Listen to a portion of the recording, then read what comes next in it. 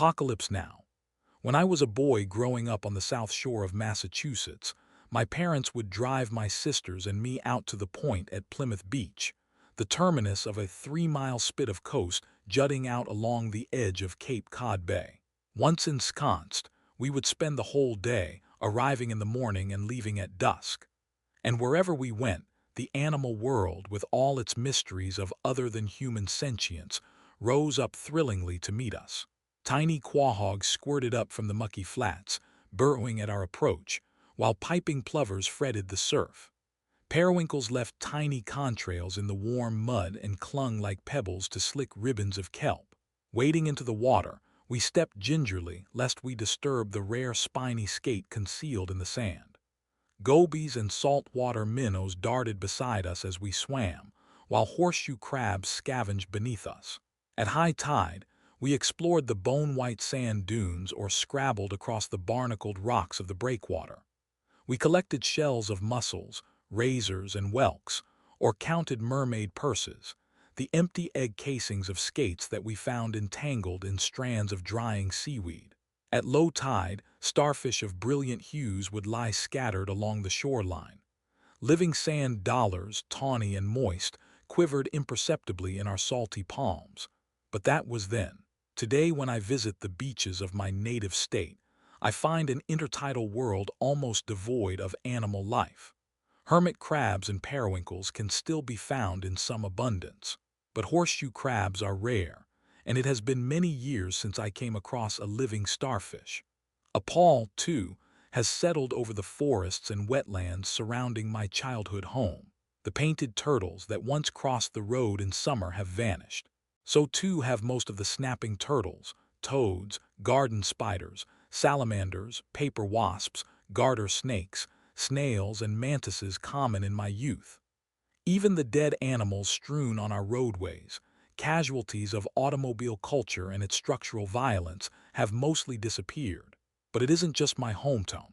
The same desolation is to be found everywhere. The animals of the earth are dying. They are dying in the waters of the Antarctic and in the Himalayas, on the African savannas and in the fjords of Scandinavia, in the deserts of the Kalahari, and under the canopies of the Costa Rican rainforest. The devastation is hitting with equal apocalyptic force across the phylogenetic spectrum. Species at risk of extinction include familiar ones like rhinoceroses, hammerheads, giraffes, tunas, orcas, polar bears, and elephants, and less familiar ones like the Arabian oryx and the desperate leaf chameleon. 2/3 of all wild animals have perished since I was born. The leatherback, a pelagic turtle the size of a small car, has seen its numbers plummet by more than 90% in recent decades. Population crashes of similar magnitudes have been observed in Pacific monarch butterflies, in brown bats, in king penguins. Even horseshoe crabs, denizens whose ancient forebears populated the seas many millions of years before the dinosaurs, are suddenly approaching the brink of oblivion. Insects and other arthropods, an estimated 5 million species, constituting 97% of all animal life, are vanishing, destabilizing the whole terrestrial food web. Not since an asteroid slammed into the Yucatan 66 million years ago, bringing a sudden, violent end to the Cretaceous period, has animal life suffered a cataclysm of remotely similar proportions. There have been 5 mass extinctions over the previous half-billion years. Ours is the first to be caused by a conscious life form, our own. That we are nearing a total collapse of the ecosystem is suggested by the growing scale and frequency of what scientists term mass mortality events, in which scores of animals die all at once, often without any clear etiology.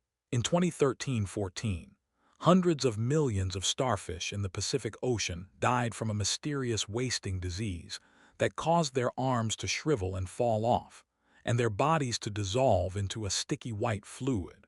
Scientists had never seen anything like it. It was the first observed case of a continental-scale collapse of a pivotal predator. Many other mass die-offs have occurred since. Starlings in Rome, famous for their murmurations, collided in midair and plummeted to the ground, littering the streets of the Port of Paya with thousands of their tiny dead bodies. 200,000 saiga antelopes in Kazakhstan, more than half the species, died in weeks.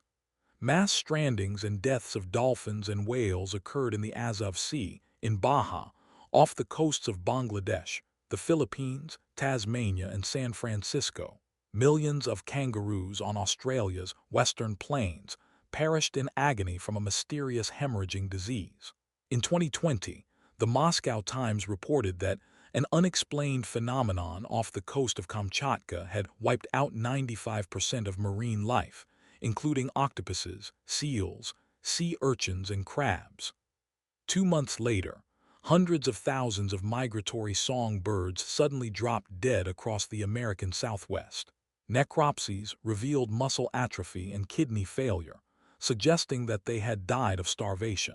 The worst recorded mass die-off occurred between 2018 and 2022, when a staggering 10 billion snow crabs perished in the Bering Sea, most likely due to warming of the ocean from climate change.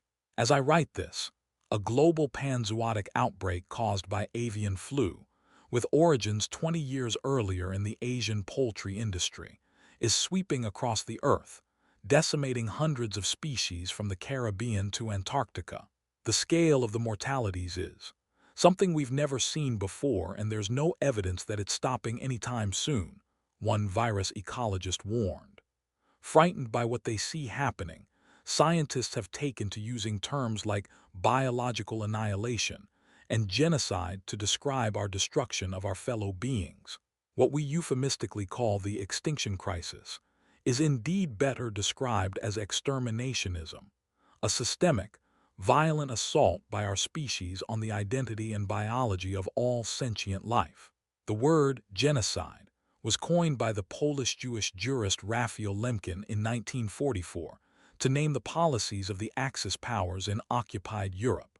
Lemkin described genocide as a form of war, but waged against defenseless populations rather than states or their armies. The perpetrator's goal in genocide isn't necessarily to kill every single member of the victimized group, but to obliterate its cultural and physical identity.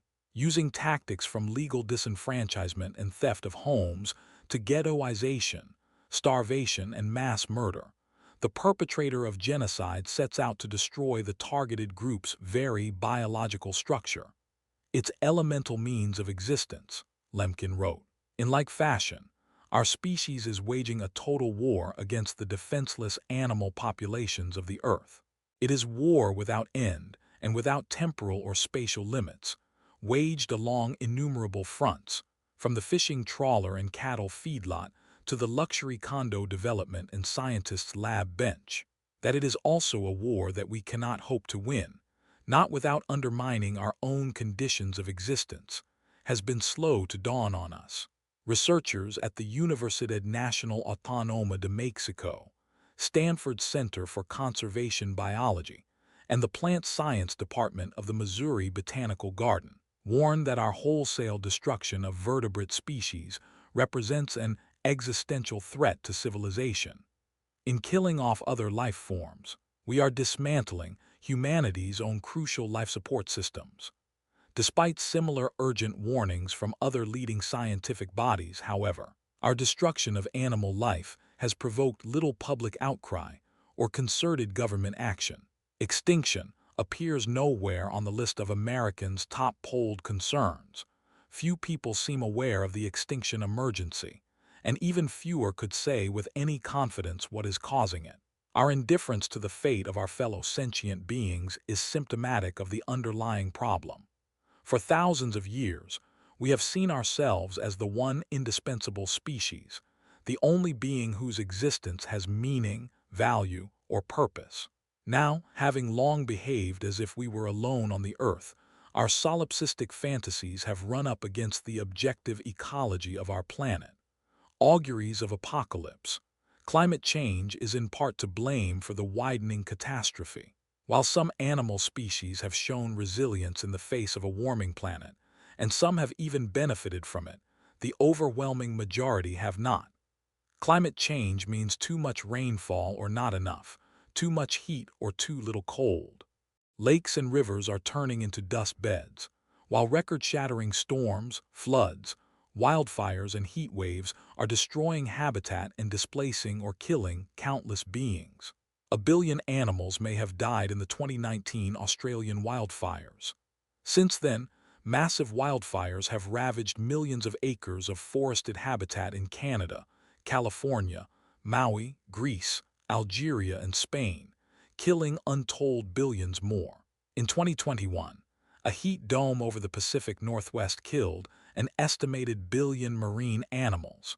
Ocean temperatures of over 100 degrees were recorded 2 years later off the Florida coast, wiping out coral ecosystems.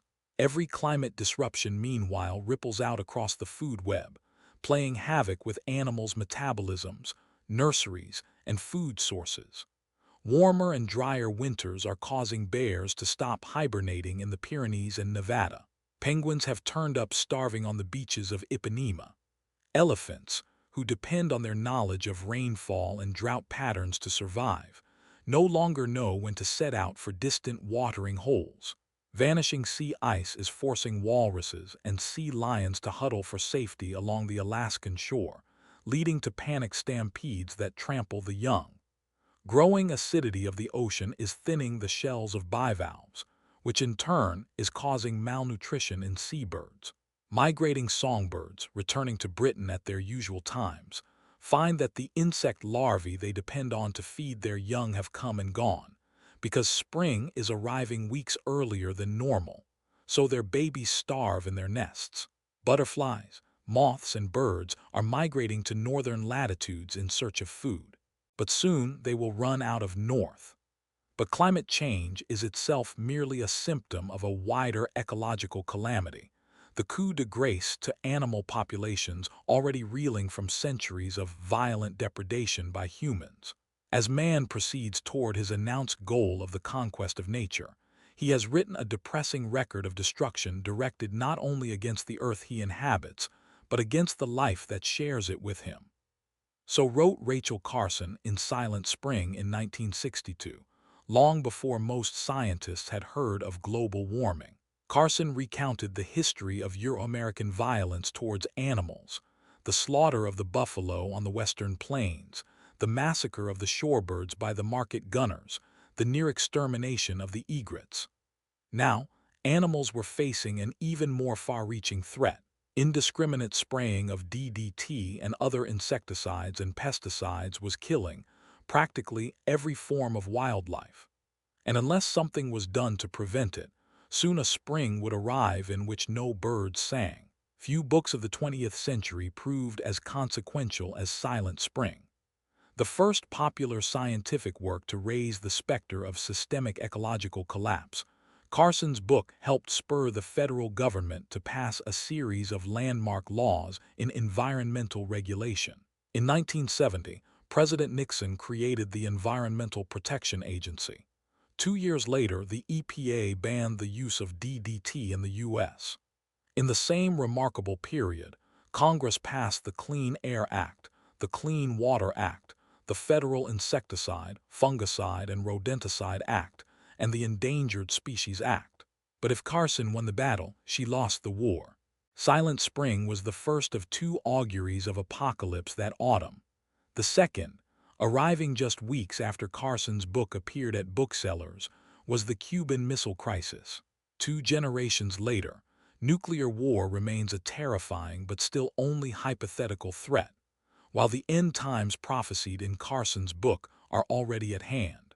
Candidates for the DDT off today might be said to be neonicotinoids, a class of pesticides believed responsible for the deaths of billions of honeybees, or perhaps the chemicals in flame retardants, which scientists have now found in everything from sea urchins to bobcats to Arctic foxes, and at alarming levels in endangered species such as red pandas, chimpanzees, and killer whales.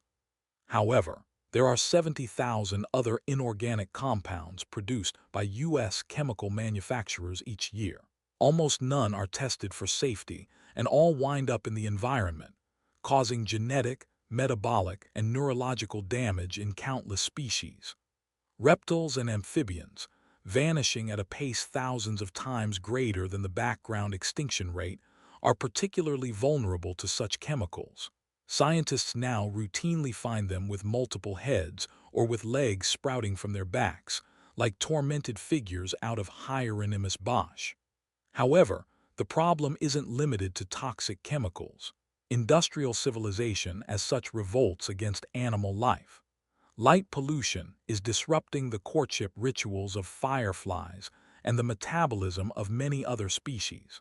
Coyotes, tigers, elephants, and others who have lived diurnally for hundreds of thousands of years are suddenly turning nocturnal, sleeping during the day to avoid contact with humans.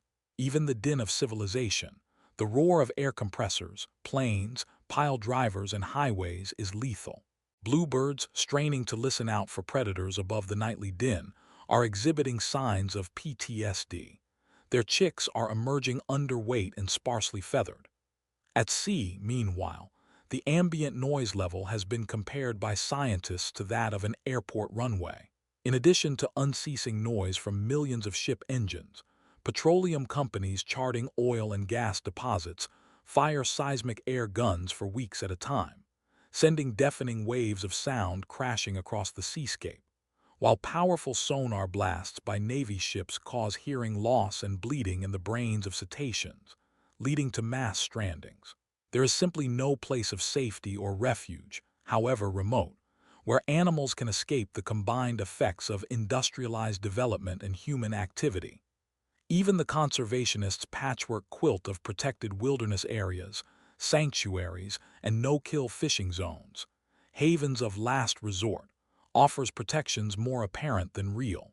Wilderness zones cannot shield animals from a warming planet, acidification of the oceans, retinal damage from a thinning ozone layer, or long-term genetic damage caused by the millions of pounds of toxic waste, radiological agents, pharmaceuticals, and plastics dumped into the environment each year.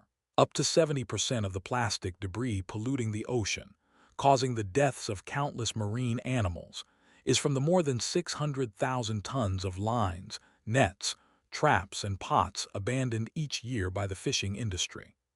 As the assault is systemic and global, piecemeal reforms amount to putting band-aids over failing organs. Millions of people donate to environmental organizations each year in the expectation that their money will somehow right these wrongs. If nothing else, however, the extinction crisis has revealed the cruelly illusory nature of such efforts. A half-century of environmental lobbying and government regulation have done nothing to interrupt an overall trajectory that can only be described as apocalyptic. Between 1980 and 2020, environmentalist behemoths like the Sierra Club, the National Wildlife Federation, the World Wildlife Fund, Greenpeace, and the Natural Resources Defense Council added millions of members, expanded their lobbying efforts, and raised record amounts of money. Meanwhile, during the same period, the planet's ecology was shutting down and its conscious life was being wiped out. A double helix of destruction, speciesism and capitalism. The key to this paradox is to be found in the environmental movement's failure to name either of the two systems that lie at the heart of the crisis. The first is human supremacy, or speciesism. The second is capitalism. Our species appears to have first begun exterminating others, including, most likely, the Neanderthals and other hominids, about 125,000 years ago.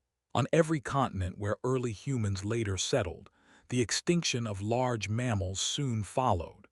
Size-selective extinction is a hallmark of human activity, observes biologist Felisa Smith. In other words, when we're around, big animals die. Were it not for our human predecessors, we would still be surrounded by woolly mammoths, giant sloths as large as elephants, and saber-toothed tigers. Exactly what caused the early megafauna extinctions remains unclear, and some researchers suspect that climate fluctuations, rather than human hunting, were the primary cause. Nonetheless, there has long been a pattern of human settlement followed by non-human population crashes. And by about 60,000 years ago, Archaeologist John Erlandson suggests widespread hunting, deforestation, and burning of vegetation had transformed the continents and set the stage for human domination of the earth. With the shift from hunter-gatherer forms of human life to animal agriculture, a new orientation towards animals emerged. For the first time, humans began to exert direct control over the biology and reproduction of other beings. Though today, we romanticize our pre-industrial relations with other species, imagining an idyllic era in which we practiced kinder or gentler forms of animal agriculture. Such depictions are founded in myth. Confining and breeding animals entailed great violence, as oxen, goats, dromedaries, sheep, and other animals were castrated and hobbled, deprived of their liberty and their young, beaten or whipped to pull loads and brutally killed. The process was also ecologically destructive. By the Bronze Age, intensive pastoral farming had led to widespread deforestation and interruption of the nitrogen cycle in parts of Europe. Domestication had the further significance of diminishing the status of animals in our eyes, depriving them of their natural liberty, and reducing them to the status of property and tools. Animal husbandry, and with it, the idea of dominion, the foundational belief that other animals were put on the earth for our exploitation and use, later set the stage for the second key inflection point in our relations with other beings, capitalism. While science journalists have vaguely blamed industrialization for the modern wave of extinctions, industrialization was itself an artifact of capitalism, accelerating ecocidal processes already unleashed by the new system of commodity production in early modern Europe. The extinction crisis begins not with the steam engine or the cotton gin in the 19th century, but with mercantile capitalism, colonial expansion, and the Atlantic slave trade in the 16th. As feudalism gave way to capitalist relations in Europe, communal forms of peasant life that had persisted for countless generations were swept away. Nature, long viewed as a nurturing maternal figure imbued with mystery and the imprint of a divine creator, was now reconceived as a lifeless machine obeying physical laws. A new model of rational control of nature, a masculinist conception closely tied to domination of women by men in early modern Europe, fit the needs of capitalist development, which required standardization of labor and materials. Time itself was remade in the image of capital, as the need for accurate clocks for ship navigation, and soon, to coordinate and police the work of wage laborers, segmented time into homogeneous fragments without regard to the cycles of the natural world. In his utopian novel New Atlantis, 1626, Francis Bacon depicted a futuristic society run by scientists whose total control over animals and nature would be used for enlarging of the bounds of human empire and the effecting of all things possible. Together, Baconian science and capitalism were to turn this fantasy into reality, amplifying by orders of magnitude the ability of humans, or more precisely, a small clique of them, to control and kill other sentient beings in service to a rapacious system of profit. To survive in the marketplace, capitalists must produce goods as cheaply as possible, which in turn leads them to exploit human labor, animals, and natural resources as efficiently as possible.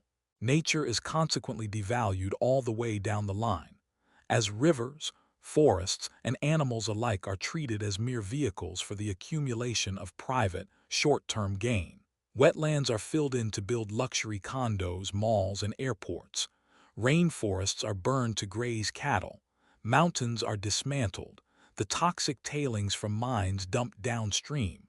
Rivers are diverted or dammed. Corals are dynamited. Forests are cleared for palm fruit plantations, etc. because capitalism exists not to meet human needs, but to generate profit. Corporations meanwhile implant new consumptive desires in the populace. On a finite planet, however, capitalism's limitless proliferation of desires must inevitably outstrip what the Earth's ecology can sustain.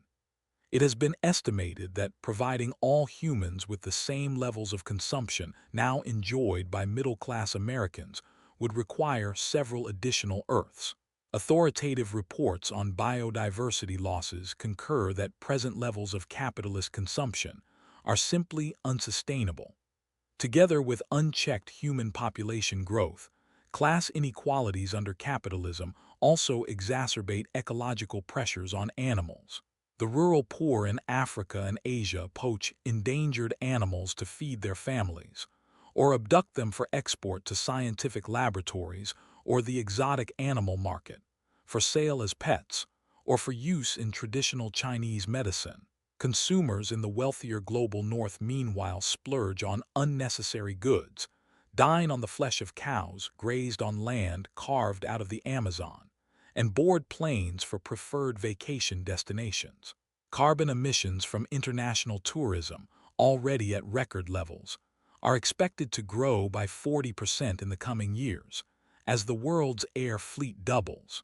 Half of the world's plane emissions, though, are generated by the wealthiest 1% of travelers. The very rich consume hundreds of times more energy and goods than the poor, and their pollution is staggering. Concentration of wealth in the hands of the few also subverts democratic institutions, making it difficult for citizens to exert a restraining influence over the destruction of nature. Because politicians are beholden to the corporate interests that help get them elected, environmental regulations often die on the legislative vine, or don't get proposed at all. Even when environmental agreements do get signed, they often lack robust enforcement mechanisms, or any at all. In 2021, a group of nations met in Paris for the One Planet Summit to address the biodiversity crisis, agreeing to protect 30% of the Earth's animal habitats. However, the agreement had no enforcement mechanisms, and neither China nor the United States signed on.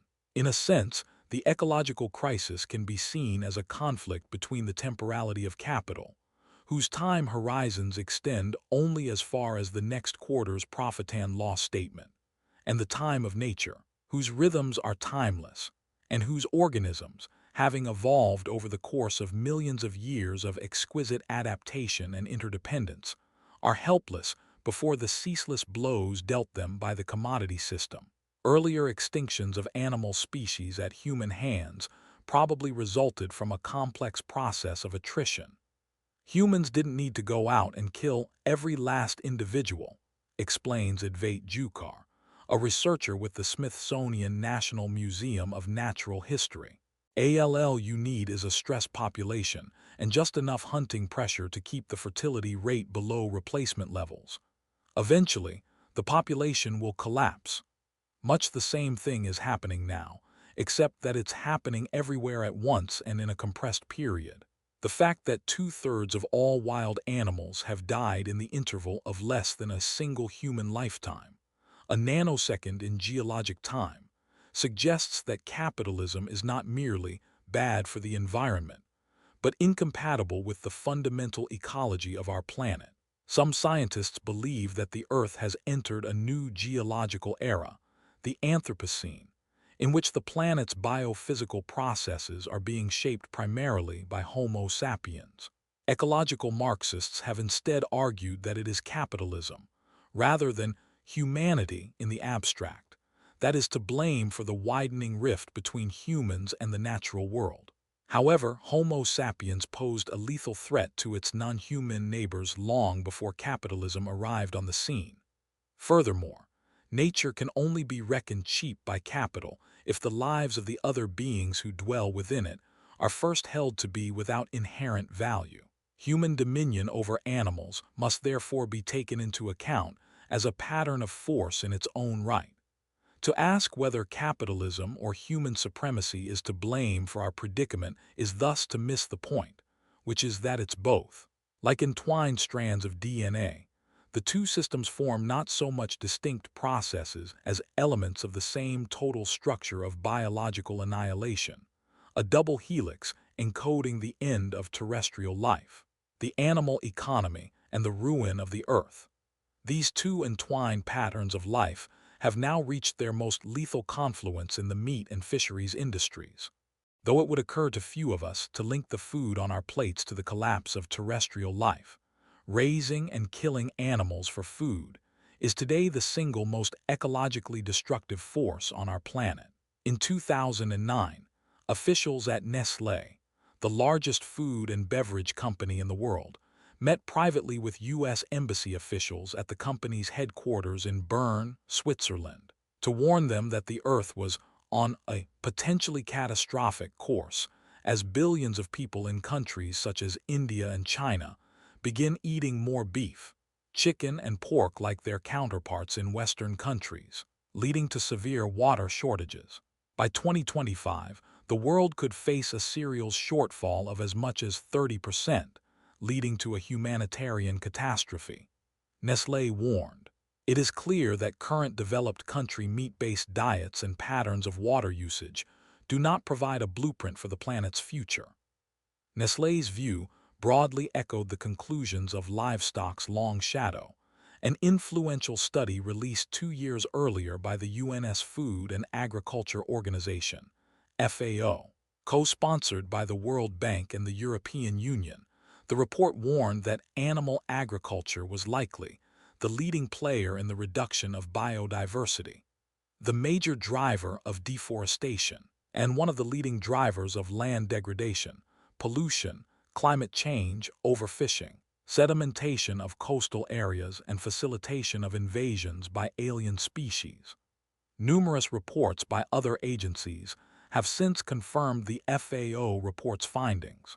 According to the World Wildlife Fund and London Zoological Society, half of the major drivers of biodiversity loss involve human exploitation of animals, including use of land, to raise livestock for meat, dairy, leather, and wool products, and the killing of animals in the fisheries and aquaculture, factory farming of fish. The scientific evidence is clear. We cannot go on extinguishing the lives of billions of our fellow beings for food without tearing apart the very fabric of life itself. Compared to growing crops directly for human consumption, raising animals for food is grossly inefficient and ecologically destructive. Animal-based foods account for 90% of agricultural land use in the U.S. and almost 85% of greenhouse gas emissions in agriculture.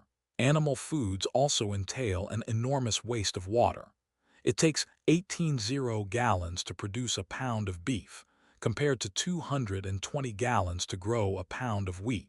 It takes 670 gallons of water to yield 3.5 oz of protein from dairy cheese, versus 91 gallons for potatoes and 24 for tofu.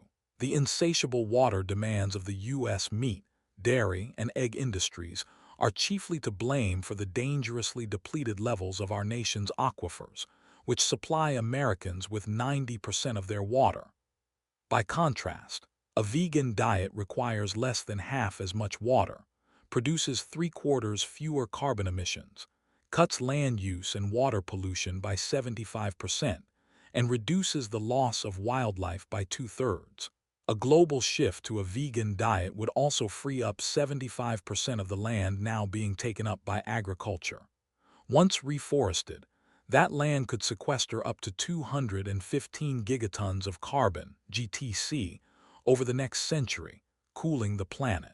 Universal veganism would therefore be the safest way to geoengineer our way naturally out of the climate emergency.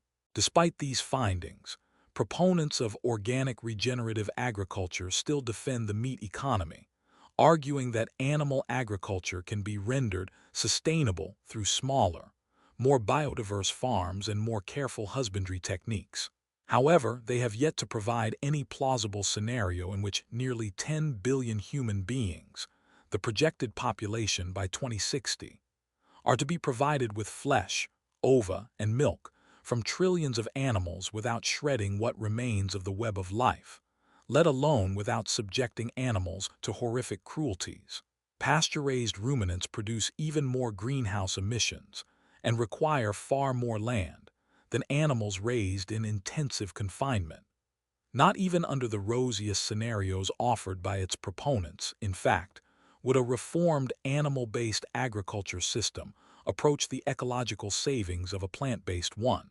The lowest impact beef produces 6 times more greenhouse gases and requires 36 times more land than plant protein, while the lowest impact organic pork produces 8 times more greenhouse gases than the highest impact plant.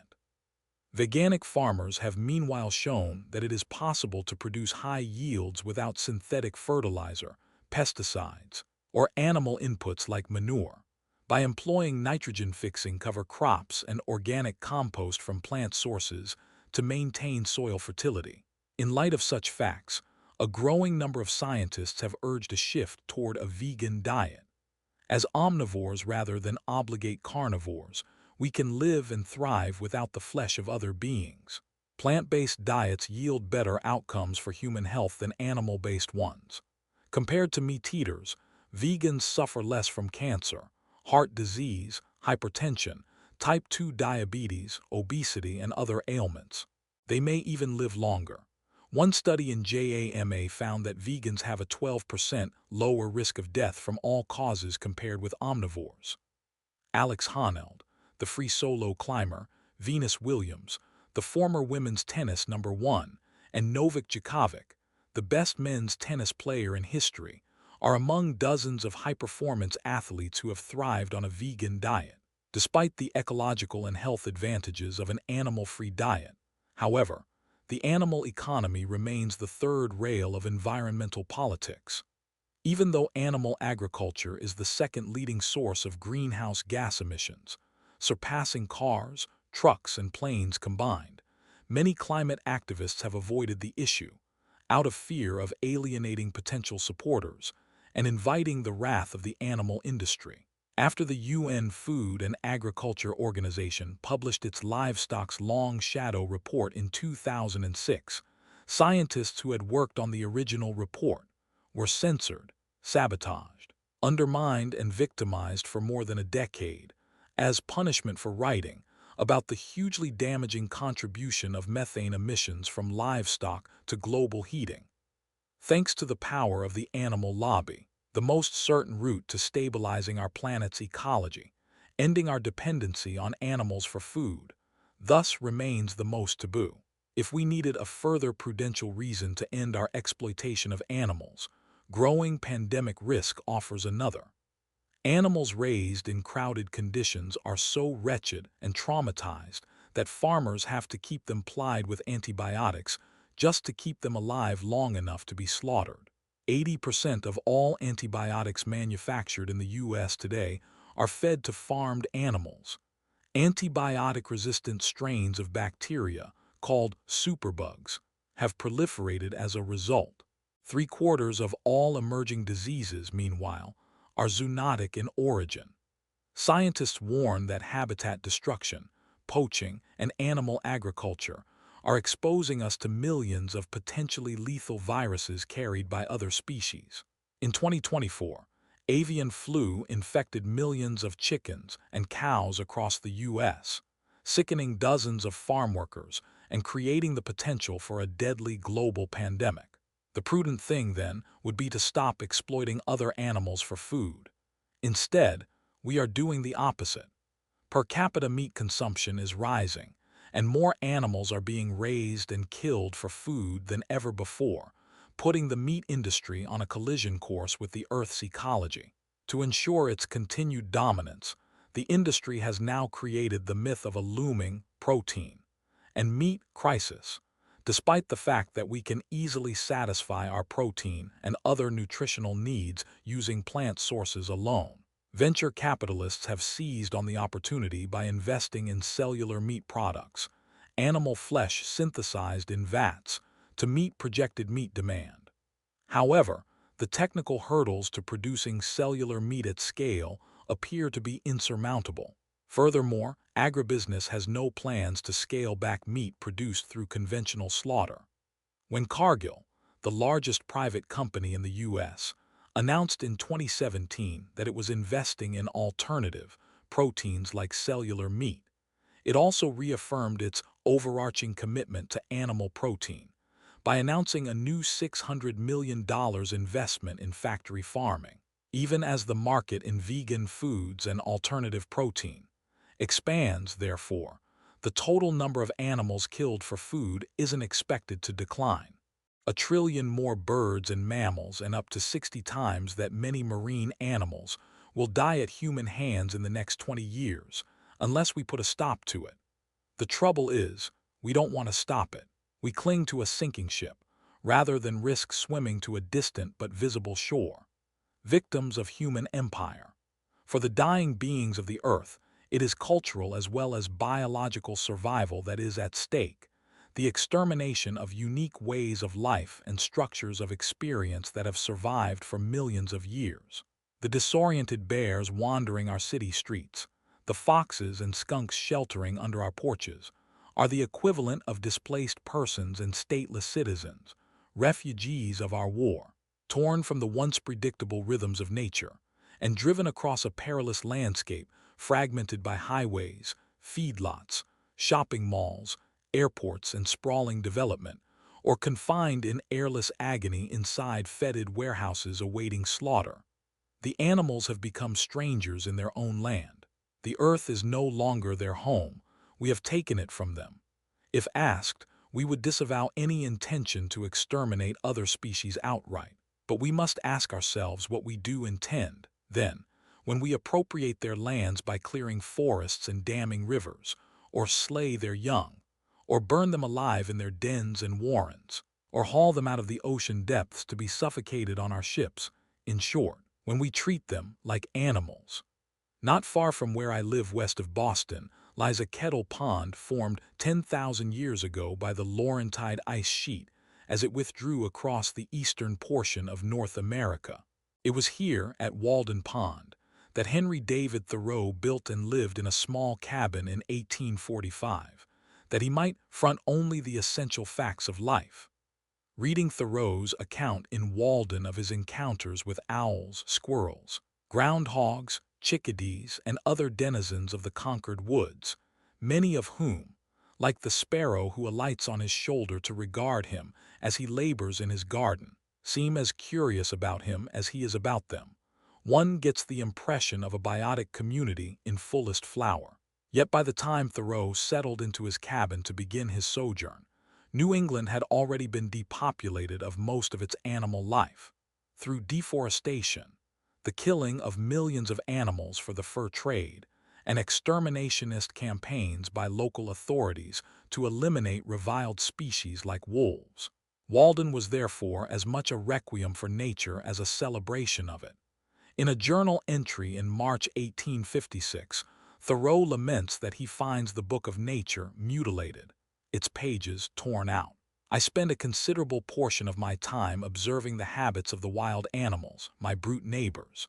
But when I consider that the nobler animals have been exterminated here, the cougar, panther, lynx, wolverine, wolf, bear, moose, deer, the beaver, the turkey, etc., is it not a maimed and imperfect nature that I am conversant with? Do not the forest and the meadow now lack expression? When I think what were the various sounds and notes, the migrations and works and changes of fur and plumage which ushered in the spring and marked the other seasons of the year, I am reminded that this life in nature is lamentably incomplete. I listened to a concert in which so many parts are wanting. Though not a vegetarian, Thoreau was a deeply conflicted omnivore who ate little meat, was skeptical of the need for animal agriculture, and did not like hunting. In A Week on the Concord and Merrimack Rivers, Thoreau describes feeling ashamed after he and his brother kill a pair of squirrels during their journey. Who could commit so great a crime against a poor animal, who is fed only by the herbs which grow wild in the woods, and whose belly is burnt up with hunger? Filled with remorse, the men discard the squirrels' tiny bodies, uneaten, having lost their appetites. Elsewhere Thoreau asks, who hears the fishes when they cry? Today, Walden is a popular tourist destination, with a large parking lot and air-conditioned visitors center. A recent highway expansion and housing development destroyed thousands of trees outside the Walden Reservation, dealing a further blow to the few wild animals left in Concord. Meanwhile, the voices that Thoreau strained to hear have grown even fainter, and fewer people are straining to hear them, or noticing when they fall silent. On Cape Cod, I find beachgoers bowed over their phones as if in prayer, while children stroll along the water's edge checking Instagram accounts, oblivious to the sound of the waves and the cry of the gulls. In Walden, Thoreau warned us against becoming tools of our tools. But even he could not have envisioned a state of technological alienation as complete as the one that afflicts us today.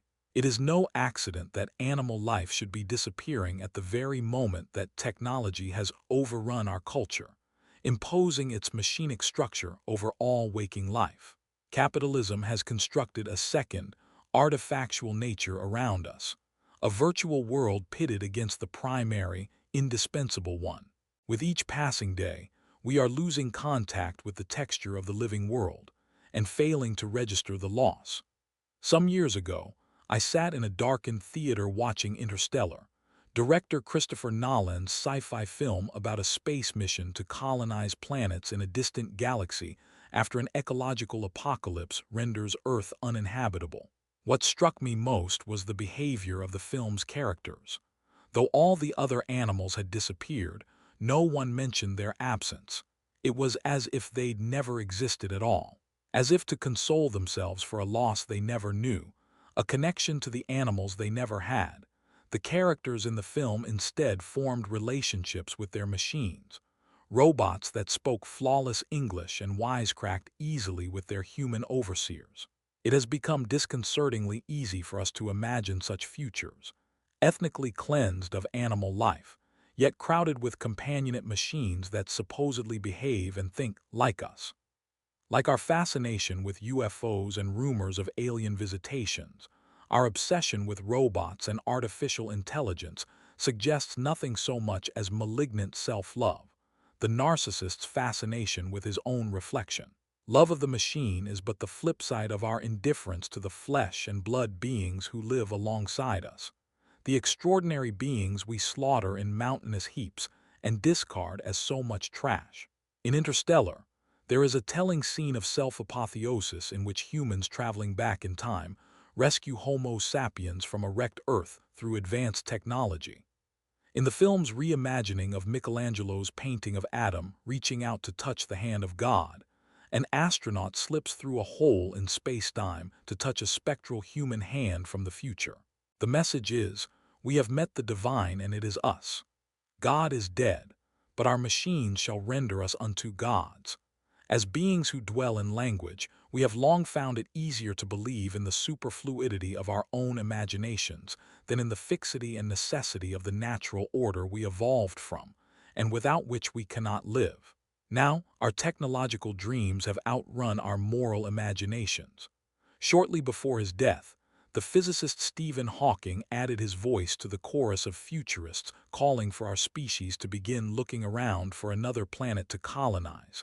Now that we have ruined this one, we are running out of space, Hawking warned, and the only places to go to are other worlds. But such calls for colonizing other planets, beyond their sheer implausibility, have about them the odor of moral and spiritual obscenity. If we cannot learn to live harmoniously with other conscious life forms, let alone with ourselves, then surely we have no business setting up shop somewhere else. To hope that there is another planet waiting in the wings for us is any way to misconstrue what ails us. It is not outer space but the inner reaches of conscience that we need to explore, not other star systems, but new ways of living a human life. We are animals, not gods, and what we do to the other beings we therefore do to ourselves too. In his memoir, Raphael Lemkin noted the destructive effect of genocide not only on its victims, but also on those who perpetrate it. I realize that such persecution cannot go on endlessly, he wrote. Those who destroy others also destroy themselves, if not bodily, then in their souls. There is no spacecraft, even in our imaginations, fleet enough to carry us beyond the certain knowledge that we have turned a once thriving world into ash and bone, and all in defense of meat. Defending your dinner. On a Sunday morning in March 2012, home subscribers to the New York Times awoke to find an unusual invitation on their doorsteps. In the paper's magazine was an announcement for a contest entitled, "Defending Your Dinner," an open contest for hungry ethicists. Readers were urged to send in essays explaining why we are justified to eat animals, with the winning essay to be published in a later issue of the magazine. First, though, the winner would have to run a gauntlet of some of the most influential thinkers to question or condemn the eating of meat. There were to be 5 judges. Philosopher Peter Singer was famous for his book Animal Liberation. Novelist Jonathan Safran Foer had written a book against meat, entitled Eating Animals. Both Mark Bittman, the leading food columnist at the Times, and Andrew Light, a policy analyst, had published works highlighting the role of animal agriculture in climate change. Finally, there was journalist Michael Pollan, a vocal critic of industrialized animal agriculture. It was this veritable murderer's row of judges that would choose the winning essay. The contest could not have been more timely. Scientists had warned for years that raising billions of animals for slaughter had become a significant driver of the methane and CO2 emissions responsible for global warming. Now, as freak storms, historic floods, wildfires, and droughts began to command headlines, the link between animal agriculture and the climate was becoming harder to ignore. Only the week before, the nation had suffered a record-shattering heat wave that had pushed temperatures in New England, the Midwest, and the Great Lakes region up to 40 degrees higher than normal. Nature itself seemed to be urging Americans to reflect on their dietary habits. As news of the Times contest spread, however, conservative pundits denounced it. "The premise is that eating meat is bad," fulminated Rush Limbaugh, the far-right broadcaster. "It destroys the planet, causes climate change, kills you. So what they want is somebody to write in and tell them why that's wrong." Can you believe we've come to that there's a contest for the best entry on why to eat meat? The New York Times intends to put people who eat meat on trial. The New York Times intends to stigmatize people who eat meat. In reality, rather than challenge its readers to question their views about meat or our relations with animals, the Times had instead invited them to rally around their existing habits and beliefs. The editors hadn't asked readers whether it was ethical to eat meat, but why it was. Far from seeking to stigmatize meat-eaters then, the paper had set out to reassure them. Still, Limbaugh had a point. Merely by holding the contest, the Times had implicitly conceded an argument that ethical vegetarians had been making since the time of Pythagoras, that our killing and eating of animals was neither an immutable fact of nature nor necessary for our survival, but a choice fraught with moral and even existential significance. Now the public was being asked to justify that choice. For the first time, meat had come into doubt. How meat became meat. While it is tempting to think of meat as just another commodity, its cultural significance goes far deeper than that. In Meat, a Natural Symbol, Nick Fiddes notes that killing and eating animals provides perhaps the ultimate authentication of human superiority over the rest of nature. To consume other conscious beings after violently ending their lives is to exert power over life itself. Because of its potent cultural mystique, flesh has long assumed an outsized role in the human imaginary, out of proportion to its actual role in our nutrition. Though we think of our ancestors as chiefly eating meat, the evidence suggests that vegetables, legumes, nuts, fruits, grains, and rice have made up the bulk of human calories for millennia. There's a reason the Bible calls bread, rather than beef or mutton, the staff of life, a staple to lean on for survival in hard times.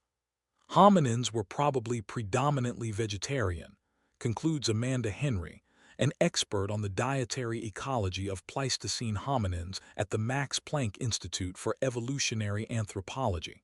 Only about 3% of chimpanzee diets consists of the flesh of other animals, a fact that may be indicative of our own ancestral past.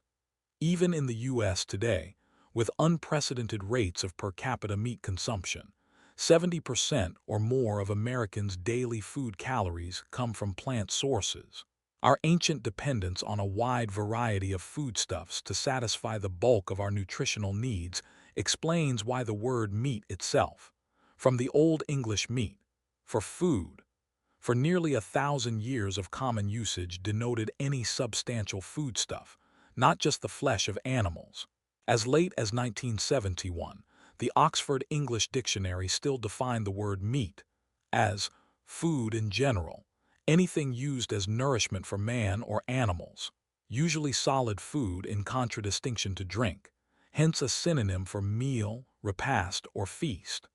While the OED also defines meat as the flesh of animals, the term's primary definition refers to the edible parts of fruit, nuts, eggs, etc., the pulp, kernel, yolk, and white, etc., in contradistinction to the rind, peel, or shell, hence the expression. Getting to the meat of the matter.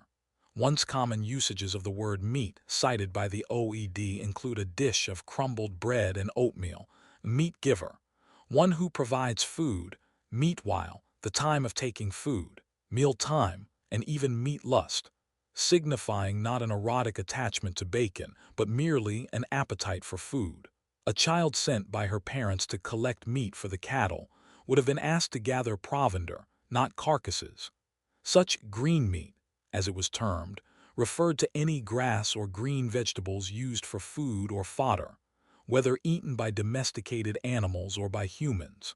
Similar usages of plant meat survived into the early 20th century, as in a recipe for nut meats that appeared in the Boston Evening Transcript in 1900. Even meatless, a term we now associate with vegetarianism, for centuries meant simply to be without food. If today we've forgotten these once common usages of meat, it's because powerful industries have spent a century convincing us that only foods derived from animals are properly nourishing ones. Amid declining sales of dairy and beef, and growing interest in veganism, the meat, dairy, and egg industries are now pushing state and federal legislation to prohibit the use of meaty words in the marketing of plant-based foods. Missouri enacted the nation's first real meat law in 2018, making it illegal to sell plant-based products using meat-like words. Louisiana and Mississippi passed virtually identical bills the following summer. Similar legislation is now pending in more than half the nation's states. In an Orwellian reversal, backers of the new bills claim that the marketing of tofu burgers and vegan sausages amounts to deceptive advertising, since everyone knows that meat refers exclusively to products made from the bodies of animals. A similar falsification of the history of English usage is occurring too with fake milk, bills targeting non-dairy beverages made from soy, almond, and oat. Urged by the Louisiana Cattlemen's Association, the Louisiana legislature passed a bill making it illegal to sell as milk anything that doesn't come from a hooved mammal. The Food and Drug Association meanwhile proposed that milk be defined as the lacteal secretion, obtained by the complete milking of one or more healthy cows. As Chris Galen, vice president of the National Milk Producers Federation, declared, "You don't got milk if it comes from a nut or a seed or a grain or a weed." But referring to the secretions of nuts, seeds, and grains as milk has in fact been common since at least the 15th century. The OED thus cites the milk of cocoa nuts, the milk of figs, and the milks of wild poppies, garden poppies, dandelions, hawkweed, and sow thistle. The irony is that the animal industry wouldn't now be having to police the English language or to outlaw tofu hot dogs if it hadn't itself unleashed such catastrophic environmental, health, and ethical problems that it has become necessary to stabilize meat and dairy as cultural objects. The problems embedded in the structure of the animal economy have become so dire that the very idea of meat must everywhere be defended, from federal district court to the pages of the New York Times. Animals and empire in the New World. The crises of the animal economy begin not with the factory farm, but with the economic compulsions of a rising capitalist class in early modern Europe, whose interests were bound up with the enclosure of peasant lands, financial speculation, and foreign trade and plunder. The need for land and resources to fund imperial commercial expansion led European powers to establish footholds on every inhabited continent. The resulting racial polity placed economically advantaged whites of the North on top, and the peoples of the global South, depicted as subhuman, on the bottom. Millions of people in Africa were ripped from their cultures by Europeans and transported across the ocean for use as slave labor in the New World. Native peoples in the Americas were meanwhile subjected to zoonotic disease, warfare, and forced labor. Crucially, European expansion depended too on the ruthless exploitation of non-human animals, in a frontier ethos that pitted civilized, white culture against wild animals and savage, indigenous human communities alike. Political authorities subjected bears and wolves to extermination drives. Their cubs and pups were bludgeoned to death, shot, or burned alive in their dens. Meanwhile, hundreds of millions of other animals were killed for profit. For centuries, the exploitation of animals for food, whale oil, fur, and other purposes constituted the main economic output and export economy of the American colonies. As environmental historian Troy Vettis observes, demand from European milliners for furs spurred early corporations like the Hudson's Bay Company to explore and subdue North America. Corporations and merchants contracted out hunting to indigenous peoples, transforming beaver fur into a commodity that could be exchanged for kettles, beads, guns, horses, and knives. The colonists also exported thousands of tons of cod and salmon, and by the late 17th century had established a permanent whaling settlement on Nantucket. Between 1835 and 1872 alone, the whaling industry slaughtered 300,000 cetaceans, driving humpbacks, blue whales, and North Atlantic right whales to the brink of extinction. Stroll the streets of Nantucket, Salem, or New Bedford today, and you will see stately mansions built with the blood of whales butchered for oil and spermaceti. It was the introduction of cattle to the Americas, however, that would one day end up destabilizing the Earth's ecological order. Colonization of the Americas probably could not have taken place at all, or occurred as rapidly as it did, had the Europeans not brought horses and cattle with them across the Atlantic. Both species provided the conquerors with significant advantages in mobility and force projection, serving not only as a means of transportation, but as a mobile food supply. Horses had the further advantage of terrorizing local inhabitants, who had never imagined the existence of animals capable of being ridden into war. Cattle ranching later made it possible for white settlers to establish footholds in indigenous territories. By the 19th century, the wide-open spaces of the American West and Southwest had attracted capitalist interest in large-scale animal husbandry. If cotton was king in the American South in the 1830s and 1840s, the cattle baron had emerged as the new economic aristocracy of the West and Southwest by the 1870s. Control over vast herds of cattle, sheep, and horses came to symbolize the greatness of the United States, bound up with civic ideals of liberty and imperial national myths of the open frontier. The roundup, rodeo, and cattle drive became romantic emblems of the restless, surging power of the American nation. White rural masculinity, meanwhile, became bound up with America's spiritual identity as the land of the free, an ethos later exploited by the Leo Burnett advertising agency in its Marlboro Man advertising campaign, which associated cigarettes with cowboys lassoing calves and driving horses and cattle. These mythologies of the rural West were to become enmeshed with automation and the ruthless mechanization of animal agriculture. Today's high-tech meat industry, with its genetically engineered chickens and sheep implanted with computer chips, ironically has its origins in cowboy culture. The butcher to the world. As capitalism concentrates wealth, it also concentrates the mind. And by the late 19th century, Some of the best minds were put to work to render animal production more efficient and profitable. In 1862, Congress created the U.S. Department of Agriculture, a first step towards concentrating agricultural knowledge at the federal level. 2 months later, President Abraham Lincoln signed the Morrill Land Grant Act into law, giving states authority and land to create new institutions of higher learning focused on military science and agricultural knowledge. The scientific management of animals begins here, in the formation of the land-grant colleges. Henceforth, the capitalist state would work hand in hand with industry and academia to streamline the industrial-scale production of animals for commercial purposes. Improvements in transportation, meanwhile, created new spatial scales of animal exploitation. In 1845, Asa Whitney presented his plan for a continental railway to Congress. 25 years later, thousands of miles of track had been laid across the country.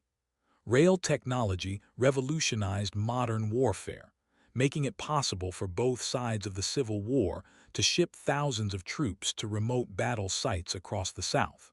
It also revolutionized ranching, making it possible to transport cows, sheep, horses, and pigs for slaughter across great expanses of the continent. Chicago became the hub of this new animal economy.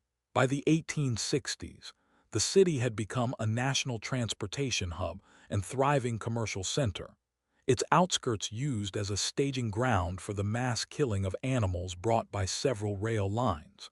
With the incorporation of the Union Stockyard and Transit Company, or the Yards, in 1865, Chicago became the fulcrum of a national and international meat economy, the butcher to the world.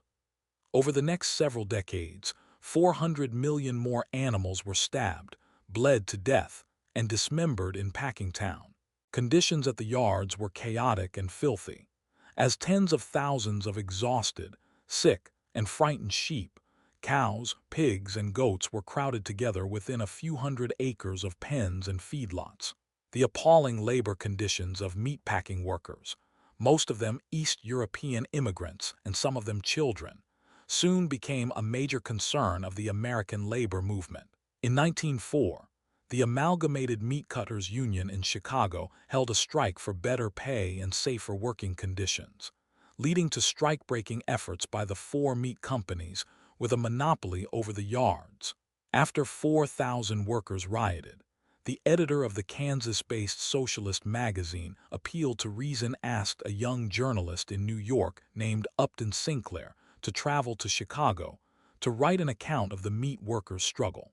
Sinclair spent the next 6 months living in Packingtown, bearing witness to its abominable conditions. Workers labored in filthy, dark, dangerous conditions 10 hours a day, 6 days a week.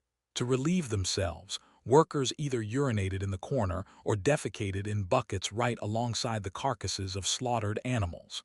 There was no soap or water. To extract more value from the workers' labor, the big four meatpacking companies sped up the pace of the killing and cutting lines, leading workers to lose fingers or hands. Workers fell screaming into boiling lard vats, to be maimed for life or killed outright.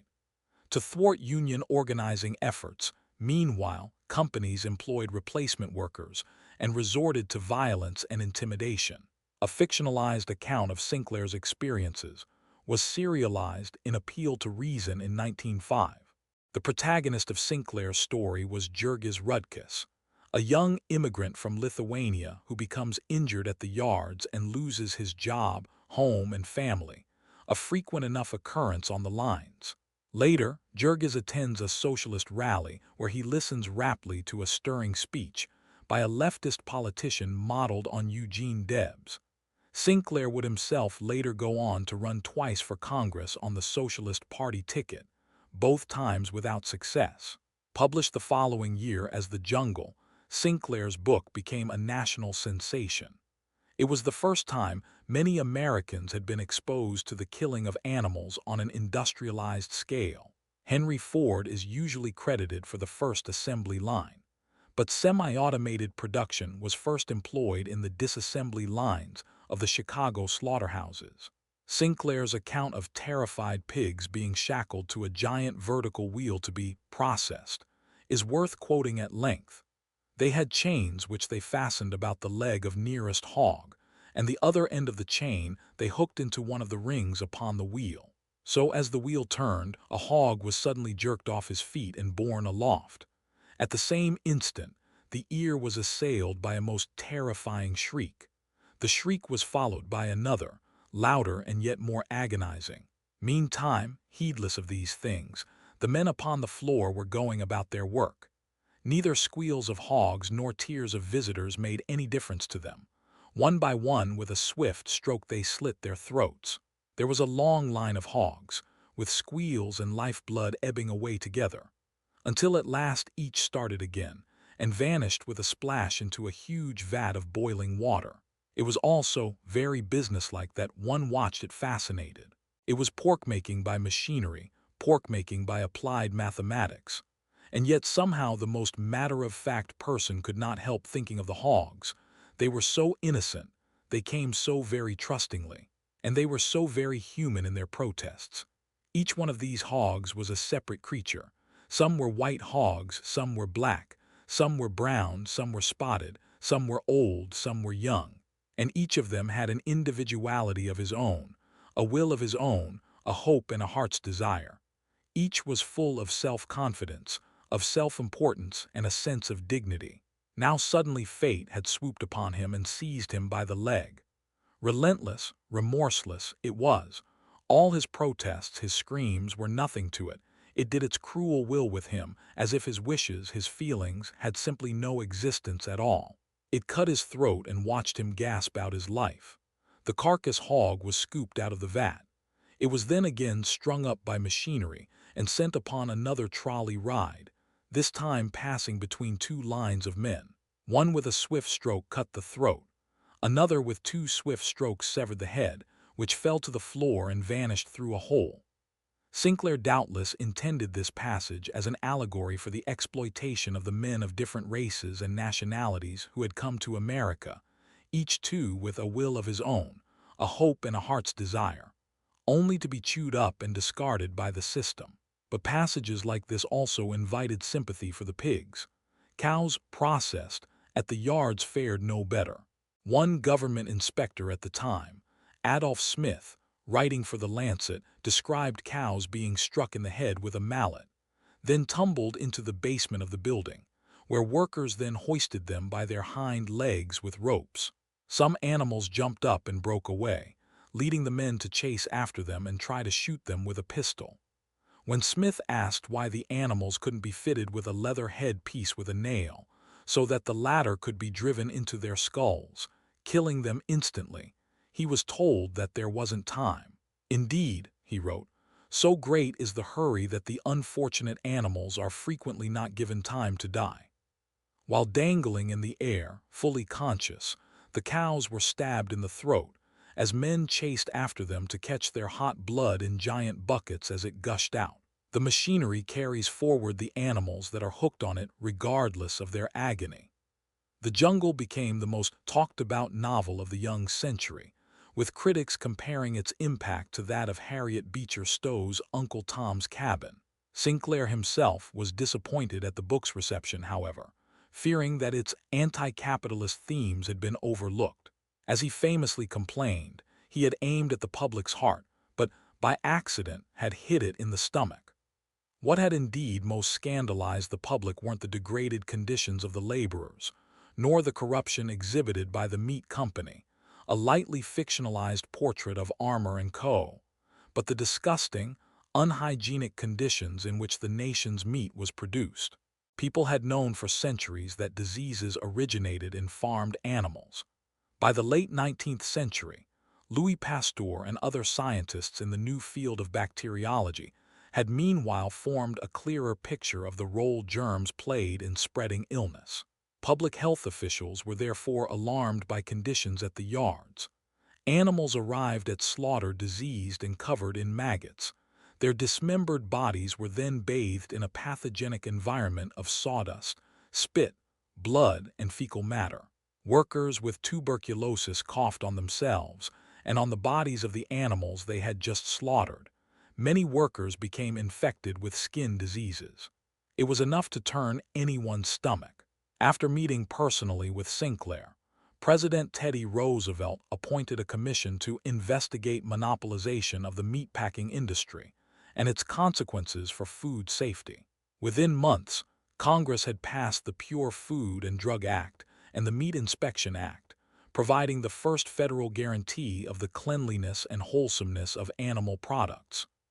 Despite government reforms, however, the new federal meat inspection system left many of the pathologies of the industrialized meat system intact. To this day, many of the animals caught up within its apparatus of destruction are stabbed, skinned, and dismembered while still conscious. Meanwhile, workers in the slaughterhouse industry, many of them immigrants and some of them children as young as 13, continue to labor in dangerous conditions. In 2023, the New York Times profiled a young immigrant from Guatemala named Marcos Cux, an eighth grader who had just turned 14 when his lower arm was ripped to shreds while he was working a deboning machine at a Purdue plant. The paper found that hundreds of other migrant children were being exploited by Purdue, Tyson Foods, and other leading meat companies. Children and adults alike suffer repetitive stress injuries, cuts, bacterial infections, and workplace abuse in slaughterhouses. Many also suffer psychological trauma from killing animals, a form of PTSD known as moral injury, unique to perpetrators of violent harm to others. In the decades following publication of The Jungle, however, government assurances of food safety calmed the public, and the system of industrialized animal agriculture continued to expand. The Second World War proved a turning point. The distribution of meat to American soldiers around the world effectively established a new global meat economy, as cheap animal commodities circulated widely throughout Europe and the Pacific Theater, anticipating the trade routes that were soon to become central to America's booming post-war economy.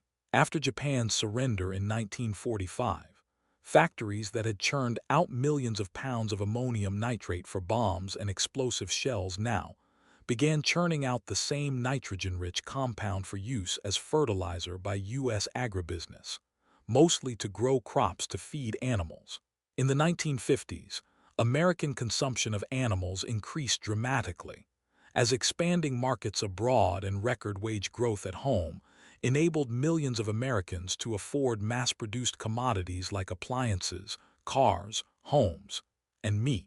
The agricultural colleges created a century earlier by President Lincoln now bore commercial fruit in newly sophisticated sciences of crop agriculture and animal husbandry. The Green Revolution of the 1950s-60s led to a doubling and even trebling of agricultural production, thanks to synthetic fertilizers, new high-yield cereals, and selective breeding of animals. For centuries, animals bred for food had had relatively little meat on their bones, owing to poor nutrition, disease, and imperfect breeding. Now, animals' biological processes were made to conform to the principles of scientific management. Scientists increased meat yields by exerting minute control over every aspect of animals' lives in captivity, from insemination and pregnancy to diet, medical care, and metabolism. So-called factory farming, the rearing of animals in intensive confinement, made possible new scales of animal production. Chickens were treated as throwaway objects, described in the technical literature as egg-laying machines, while cows were corralled into giant feedlots and raised on corn and soy. Billions of animals could now be processed at great speed by low-paid, low-skilled workers. By mid-century, animal meat had become associated with prosperity and consumer choice. In 1954, a salesman named Ray Kroc was so impressed by the efficiency of a small restaurant chain run by the McDonald brothers in San Bernardino, California, that he took over the franchise and made it into a national chain. By 1958, McDonald's had sold 100 million hamburgers. 3 years later, the Chicago Mercantile Exchange added pork bellies to its futures market, underscoring the enormous new power of the meat industry. By the early 1960s, Americans were consuming nearly twice as much meat per capita as Europe and the rest of the developed world. Meanwhile, the problems identified by Upton Sinclair in The Jungle, worker exploitation, monopolization, and brutality towards animals, had receded into the background. It was easy to forget how the sausage is made amid robust economic growth and a dangerous Cold War. From the perspective of agribusiness and its powerful animal industry lobbies, it was boom times. Fast food culture, new supermarket chains, sophisticated advertising techniques and government subsidies, price supports, and tax breaks for industry, together produced explosive demand for meat, eggs, and dairy. As children hummed McDonald's jingles, the rich got richer, and animals died in ever greater numbers, their cries and screams muffled behind slaughterhouse walls. The dynamics unleashed by capitalism centuries earlier had culminated in a malignant homeostasis, with increases in the production of animals matched by ever-growing rates of consumption. Everything was going like clockwork. Things fall apart. In 1963, Universal Pictures released Alfred Hitchcock's science fiction horror film The Birds. Based on a story by the English writer Daphne du Maurier, the film depicted a series of escalating attacks by birds against the people of Bodega Bay, a small coastal town in Northern California. The attacks in the movie are set in motion with the arrival in town of Melanie Daniels, a wealthy socialite who has driven up from San Francisco to play a prank on Mitch Brenner, a man she'd met earlier in a pet store while buying love birds. By the end of the film, the attacks have left scores of people dead. Melanie is in a catatonic state, and a bird apocalypse looms on the horizon. Since every villain needs a motive, Hitchcock provided the birds with one. Though few moviegoers noticed, Hitchcock and his screenwriter Evan Hunter had sprinkled ironic references to the poultry and pet industries throughout the script, satirizing our unexamined dominion over animals. The besieged characters in the film wonder aloud why the birds would ever want to harm them. In a remarkable 5-minute monologue for the movie's trailer, Hitchcock described the film as a lecture on our good friends the birds and on their age-old relationship with man. With mock seriousness, Hitchcock described the many ways that humans have honored the noble history of the birds, like killing them with shotguns, slaughtering them for women's hats, and raising them in confinement for food. Displaying an egg, Hitchcock praised the innovations of the factory farm. Thousands of years ago, he said, man was satisfied merely to steal an egg from a nest and use it for food. Now he has perfected this process by imprisoning each hen in a separate cage, and by scientifically manipulating the lights so that she doesn't fall into the rut of the old 24-hour day. Thus he can induce the bird to reach fantastic heights of egg production. Hitchcock later said that The Birds was intended as a reversal of the age-old conflict between men and birds. Here the human beings are in cages and the birds are on the outside, with the birds assuming the ironic role of the aggressor. By coincidence, 6 months before Universal Studios released The Birds in theaters, Rachel Carson had published her own lecture on birds in Silent Spring, warning, however, of a very different sort of bird apocalypse. That Carson's book and The Birds were released within mere months of one another shows the degree to which, by the early 1960s, the public was already becoming dimly aware of the impacts of industrialized society on animals and nature. From this period on, scientists, conservationists, and animal advocates would push for reforms in a variety of ecologically damaging industries, including animal agriculture. The following decade was a period of enormous social and cultural change. The civil rights, anti-war, and women's movements upended existing political and social conventions, drawing attention to pervasive inequalities in society. The counterculture, meanwhile, loosened attitudes towards recreational drug use and created an opening for franker attitudes towards sex. Alex Comfort's best-selling The Joy of Sex appeared in 1972. Rubberfruit Jungle, Rita Mee Brown's novel celebrating lesbianism, appeared the following year. Growing public awareness of the environmental crisis now also awakened interest in the cognition and experiences of other animals. Hollywood films like Born Free, 1966, the story of Elsa, a lioness befriended by Joy and George Adamson in Kenya, and Dr. Dolittle, 1967, highlighted complex emotions and intelligence in other species. Films like Planet of the Apes, 1968, and Day of the Dolphin, 1973, meanwhile deflated human pretensions to being the only intelligent animal on Earth. Such films mirrored emerging scientific research challenging the dominant view of animals as behavioral machines. In 1969, the same year Jane Goodall published her account of living among chimpanzees, psychologist Louis Herman founded the Kualo Basin Marine Mammal Laboratory in Honolulu to study dolphin intelligence and communication. It was amid this cultural upheaval that food policy expert Francis Moore Lappé in 1971 published Diet for a Small Planet, advocating global vegetarianism as a solution to world hunger, food insecurity, and the unsustainable nature of industrialized animal agriculture. Lappé documented in detail how a grain-fed meat-centered diet wasted land and fresh water resources, ruined the soil, and polluted the environment with pesticides and nitrogen runoff from animal waste. Monopolization in the meat industry had meanwhile led to enormous concentrations of economic power and to the loss of millions of small American farms. International grain traders like Cargill profited the most, while the global poor suffered from food insecurity. Lappé included a guide to vegetarianism and a set of recipes for cooking meatless meals. Over the next decade, Diet for a Small Planet sold more than 2 million copies.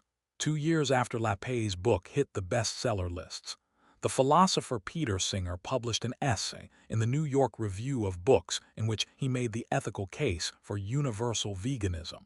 Singer, a utilitarian, later expanded his essay and published it in book form as Animal Liberation, 1975. Traditional utilitarianism held that we should act in such a way as to maximize the pleasure or happiness of the greatest number of people, while minimizing their suffering. Singer now extended this principle to include all sentient beings. Not to give equal consideration to the suffering of other animals, he argued, amounted to moral hypocrisy and even speciesism on our part, a prejudice in favor of our own species. Since practically all forms of human exploitation of animals cause them terrible suffering, we are morally obligated to end virtually all of our uses of animals, including in agriculture and scientific research. To bolster his case, Singer provided numerous examples of animals suffering horrifically at human hands. To keep dairy cows lactating to produce milk for the dairy industry, cows were impregnated again and again. Then their calves were torn from their mothers' sides and thrown into the veal industry, where they were chained in total darkness and made to lie in their own filth in stalls too small to turn around in. Tens of millions of hens were crowded into tiny battery cages, periodically starved to shock their systems into producing eggs. Pigs, as intelligent and emotionally sensitive as dogs, were scalded to death inside hair removal tanks. The examples Singer gave of animal torture inside the nation's labs were equally horrific. Singer described the maternal deprivation experiments of primatologist Harry Harlow, who had raised baby monkeys alone inside a stainless steel chamber, then introduced a mechanical monster, mother to assault them with cold air and steel spikes whenever the baby would try to cling to her. Other infants were thrown into a well of despair, without even a surrogate mother for company, to induce helplessness and hopelessness. Singer described dogs burned with blowtorches to study burn trauma, rabbits blinded to test cosmetics, goats and sheep shot with assault weapons by the military, kittens and dogs placed in heat chambers and cooked alive. Scientists joked openly about the helplessness of their victims. One restraint device used to impregnate female animals was called a rape rack in the scientific literature. Singer showed that most animal experiments were in fact useless, failing to provide any clear benefit to humans. One of the readers impressed with Singer's book was a young woman named Ingrid Newkirk, who convinced her boyfriend, Alex Pacheco, to start a new animal advocacy organization. People for the Ethical Treatment of Animals, or PETA as they called it, became the first organization to oppose all forms of animal exploitation, from zoos and circuses to factory farms, puppy mills, and vivisection. Over the next decade, PETA would become the largest animal advocacy organization in the world, using lobbying, grassroots activism, public education, sensationalism, and undercover video exposés of shocking cruelties in laboratories, factory farms, and the fur industry to challenge the system of human supremacism. Ironically, however, one consequence of PETA's growing notoriety and success was to eclipse the long history of ethical vegetarian thought and animal advocacy that had preceded it. Though many people have come to see veganism and animal rights as the recent, faddish conceit of middle-class Americans and white hippies, principled objection to our exploitation and killing of other species in fact first arose thousands of years ago in Asia.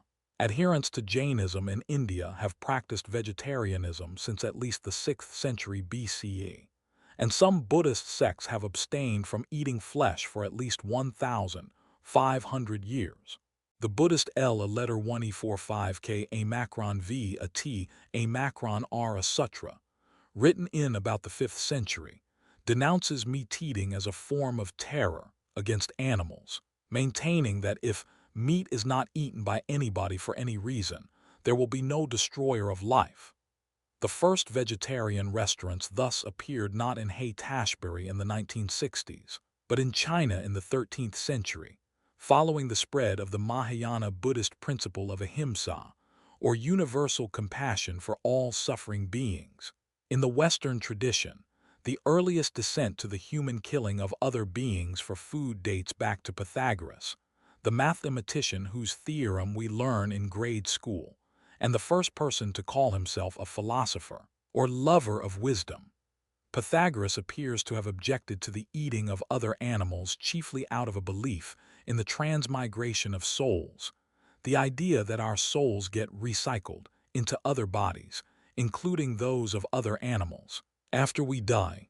However, the vegetarian sects that sprang up after his death depicted the slaughtering of animals as a moral evil, as well as suggested in Ovid's depiction of Pythagorism in Metamorphoses. Wicked as human bloodshed, to draw the knife across the throat of the calf, and hear its anguish cry to deaf ears. And who could slay the little goat whose cry is like a baby's, or eat a bird he has himself just fed? One might as well do murder. He is only the shortest step away. Later philosophers of antiquity, notably Plutarch and Porphyry, denounced human violence against animals in similar terms. Many centuries later, Leonardo da Vinci, an ethical vegetarian, would write with feeling of the endless multitudes of these animals who will have their little children taken from them, ripped open and flayed, and most barbarously quartered. 2,000 years after his death, Pythagoras's name was still synonymous with refraining from flesh, with Pythagorism even showing up as the butt of anti-vegetarian jokes in Shakespeare's plays, as in Twelfth Night, when Fest tells the unfortunate Malvolio, a pompous servant shut up in a cellar under false pretenses, "Remain thou still in darkness. Thou shalt hold the opinion of Pythagoras ere I will allow of thy wits, and fear to kill a woodcock, lest thou dispossess the soul of thy grandam."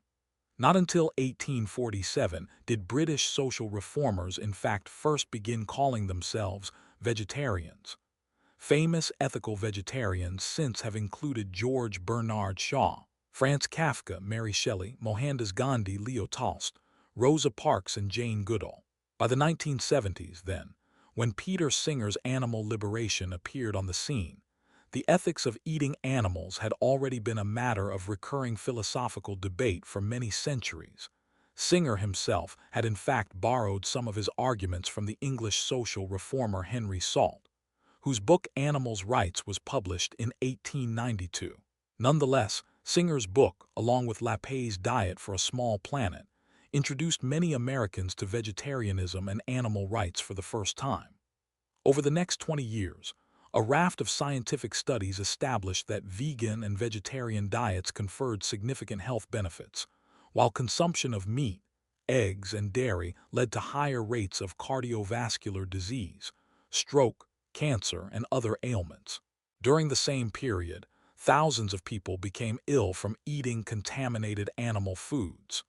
In 1985, nearly 200,000 people in northern Illinois were sickened by milk contaminated with salmonella. In early 1993, 600 people fell gravely ill after eating burgers at Jack in the Box restaurants in Washington, Idaho, and California. 4 of them, including 3 children, died. 5 years later, hot dogs and packaged meats sold by the Sara Lee Corporation became contaminated with Listeria monocytogenes, resulting in 8 deaths and several miscarriages. There were dozens of such incidents. At the turn of the new century, attorney Roger Roots observed that it was questionable whether any of the federal regulations to ensure the safety of the nation's animal food supply were working. Indeed, Root wrote, the stated goals of meatpacking regulation may be impossible to achieve.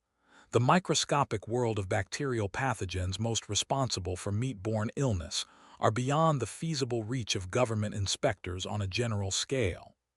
As if to underscore Roots's point, an outbreak of E. coli poisoning the next year caused the Conagra Beef Co. to recall 19 million pounds of contaminated meat, a record. At about this time, Americans meanwhile began hearing about 2 public health threats from meat that sounded like storylines out of a sci-fi horror film. One was a brain-eating disease called bovine spongiform encephalopathy, BSC, or mad cow disease. Caused by a folded protein called a prion, BSC caused cows infected with the disease to become insane, lose control over their bodily functions, and then die as their brains disintegrated. The same thing happened to humans unfortunate enough to eat cows infected with the disease. In 2002, BSC was discovered in a 22-year-old woman in Florida who had contracted the disease after eating beef in Britain. The next year, a cow slaughtered in Washington state tested positive for BSC, causing Japan to impose a ban on U.S. beef products. Overnight, Japanese imports of American beef plummeted from more than $1 billion per year to zero. Even as the beef industry scrambled to allay public concerns over mad cow disease, reports began circulating about a second ominous disease, this one tied to the poultry industry. In 1878, an Italian scientist named Edoardo Perencito isolated a lethal strain of influenza, then killing domesticated fowl outside Turin. In the 1990s, the disease, avian influenza, began infecting chickens and humans in China following explosive growth of the Asian poultry industry. Unlike the prions of mad cow disease, which can only be contracted by consuming the flesh of an infected animal, the H5N1 virus that causes avian flu can be transmitted through the air and through contact with the blood or other bodily fluids or flesh of infected animals. Public health experts warned that the proximity of humans to stressed and sickened birds crowded together in cages had created the possibility of a global pandemic. David Nabarro, an epidemiologist at the World Health Organization, warned that if the H5N1 virus mutated into a form transmissible between humans, the resulting global pandemic could kill up to 150 million people. On the centennial anniversary of the jungle, critics rued how little had changed in the meat industry since first publication of Sinclair's book in 1906. From the standpoint of industry, the animal economy was a smashing success. During the post-war period, per capita global meat consumption had doubled, and the market was still rapidly growing in China and other emerging economies.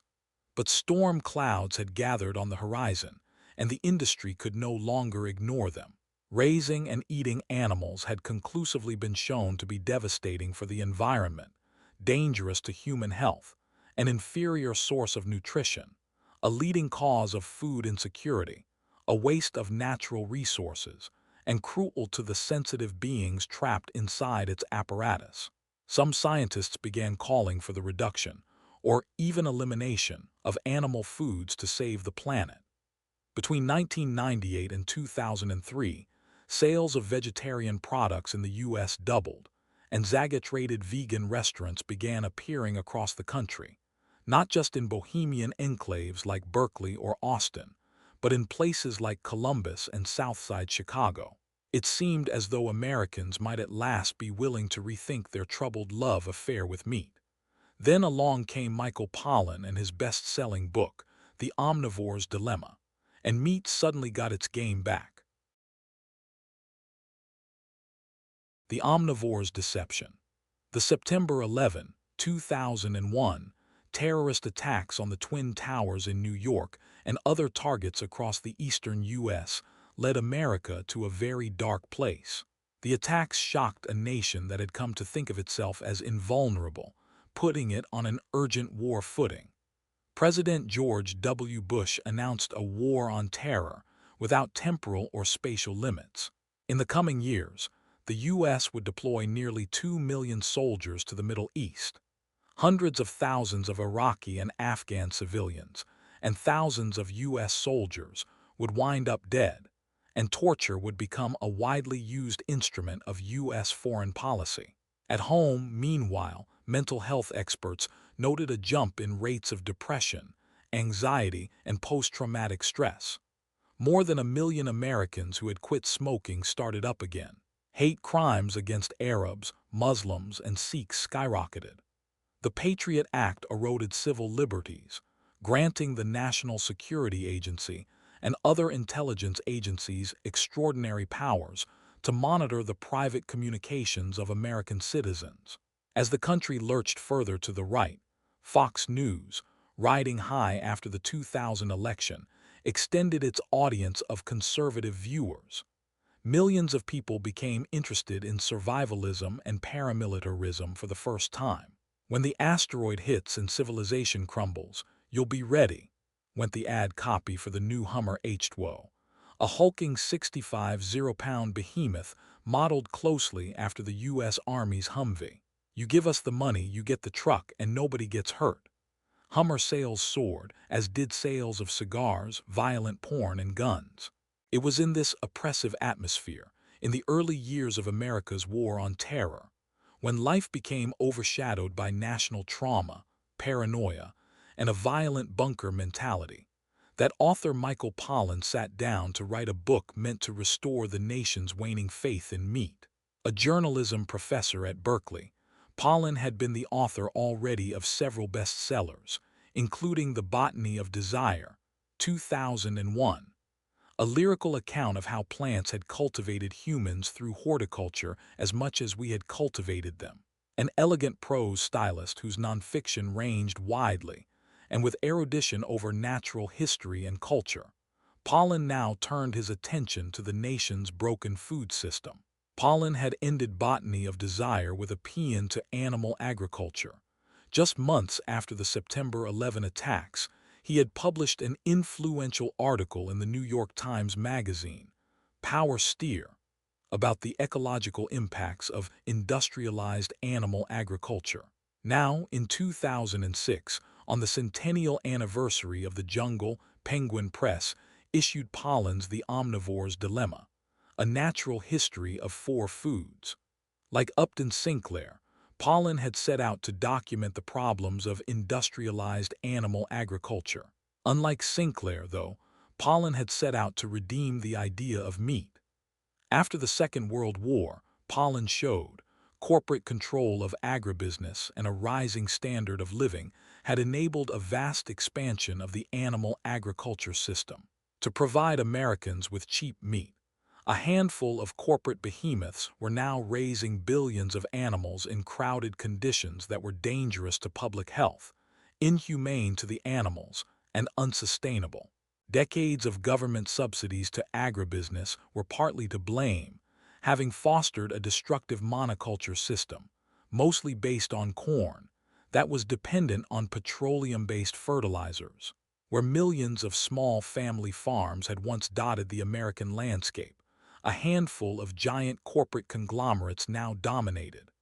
Monopolization of food production had damaged rural ways of life, depleted the soil, and estranged us from the land. Distortions in agricultural production had also led to pathologies in our consumption habits, inuring us to cheap but tasteless processed foods. Fast food culture had replaced the home-cooked meal and the pleasures of leisurely communion with others over a well-laid table. Pollan's goal was to help Americans overcome their national eating disorder, as he termed it. For too long, we had allowed nutritionists and animal rights zealots to make us suspicious of our food. As biological omnivores, we were capable of eating a wide range of foodstuffs. Why then not celebrate that diversity and resist the homogenization of food imposed on us by agribusiness? It was time to stop hanging on the words of the moralists and fear-mongers, vegans and fussy nutritionists, and return to the pleasure and tradition of eating. Hence the dilemma of Pollan's title, which focused chiefly on the question of eating animals. We could continue eating meat, eggs, and dairy from animals raised on factory farms, contributing to environmental degradation, animal abuses, and further communal losses. Or we could give up animal products and join the cult of vegetarians. But both choices were repugnant. What then was a conscientious meat-eater to do? Pollan claimed to have found a narrow passage between the rock of the factory farm and the hard place of vegetarianism. The solution to our broken, industrialized food system was to be sought in smaller-scale animal farming. By employing traditional as well innovative farming techniques, small independent producers were already showing a way to minimize the ecological harms of agriculture while providing consumers with delicious, locally grown produce and meat, eggs, and dairy. Meanwhile, the animals benefited from more humane living conditions, grazing outdoors rather than in feedlots or battery cages. The new agriculture was a win-win for everyone, for farmers, consumers, animals, and the earth. With this reassuring message, Pollan stepped nimbly into the growing breach between Americans' heads, hearts, and stomachs. While earlier critics, too, had warned the public about the dire impacts of industrialized agriculture, they had advocated vegetarianism and veganism as the solution to the crisis. And that wasn't a message most Americans wanted to hear. Decades of advocacy by animal rights groups and urgent warnings by environmentalists about the ecological impacts of the animal industry had barely dented Americans' eating habits.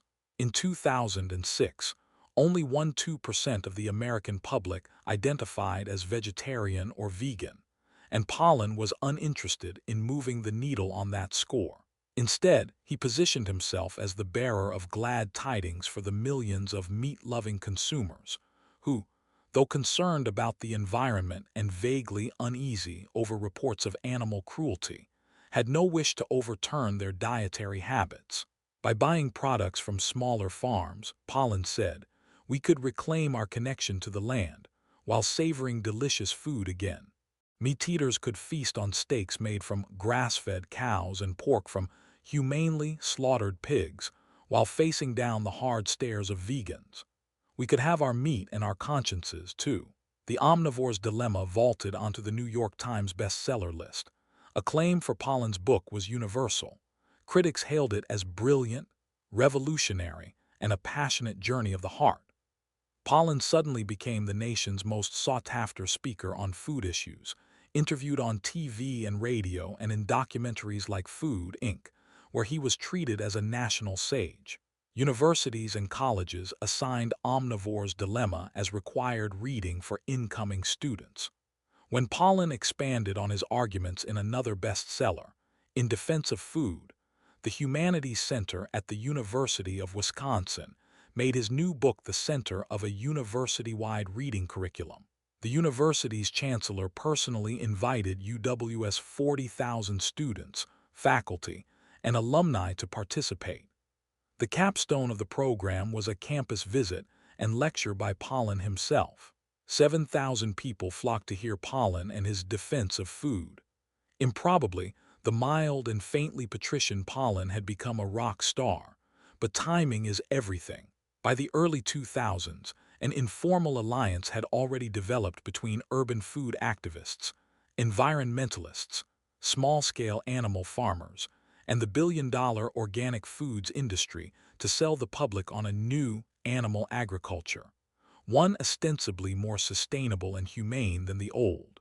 The omnivore's dilemma, itself a product of these forces, was to provide this emergent coalition with the rhetorical and intellectual scaffolding it needed to consolidate a new common sense around food.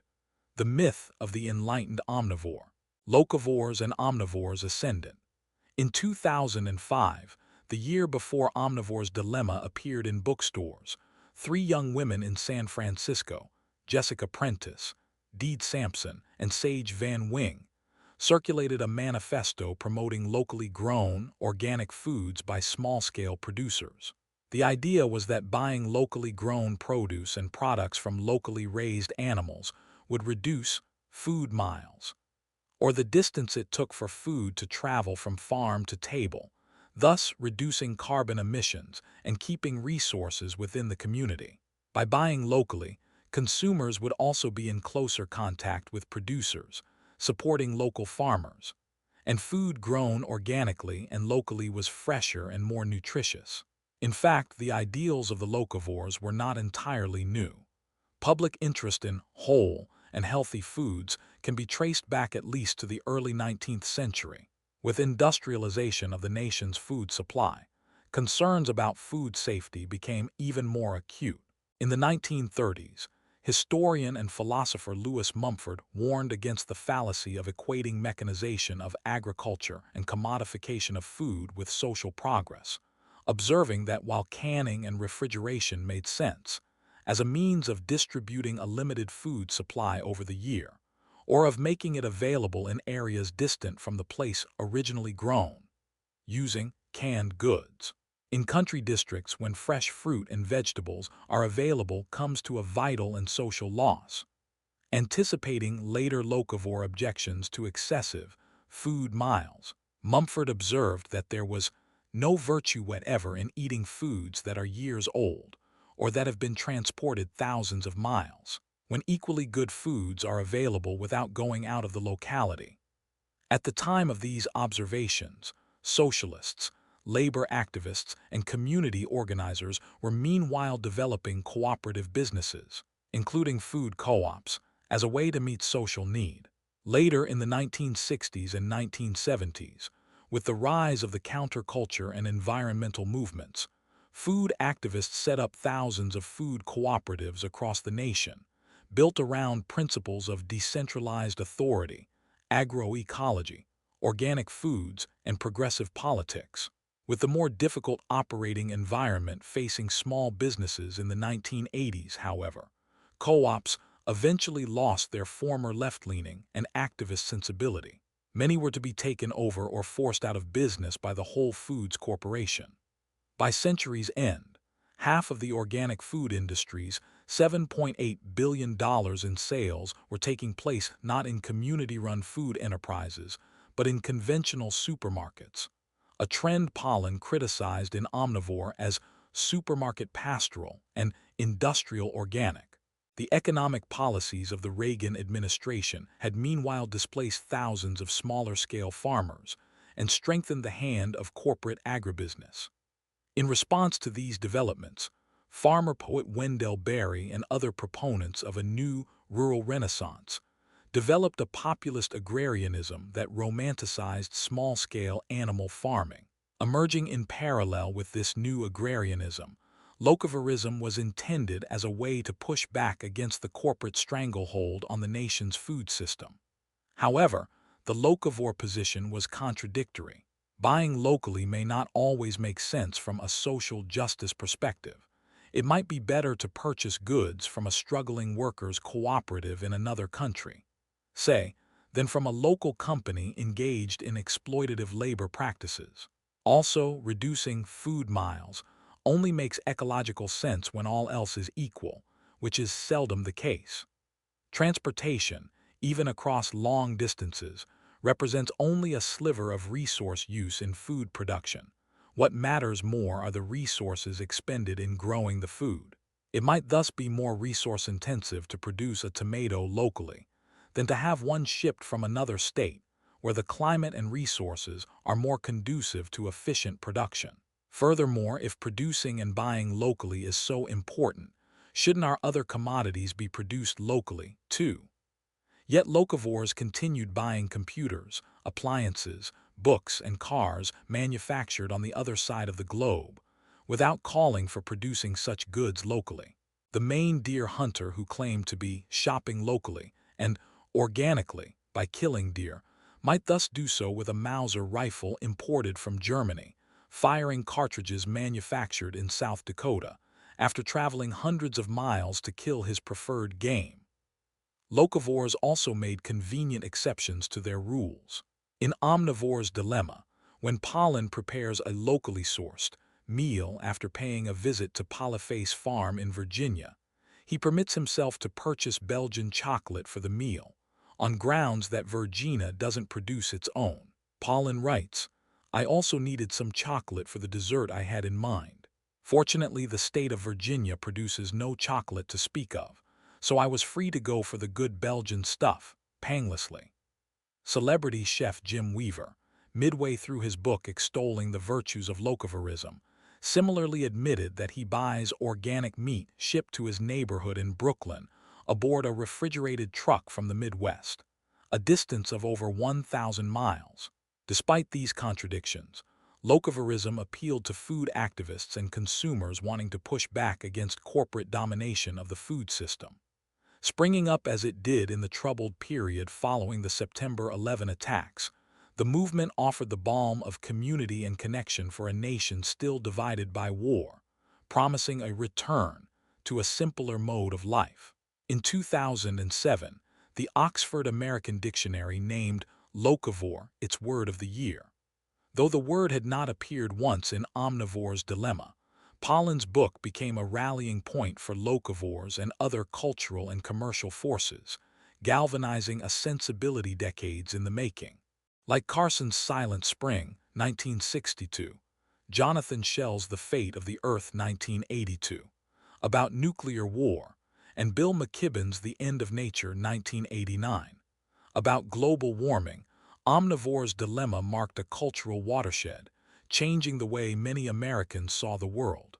In contrast to these other works, however, Pollen asked little of his readers beyond a change in their personal eating and buying habits.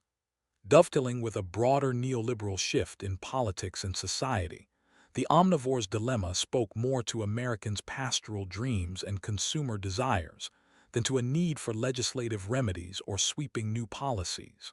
The crisis of agriculture could be overcome without disturbing society, the economy, or our existing beliefs.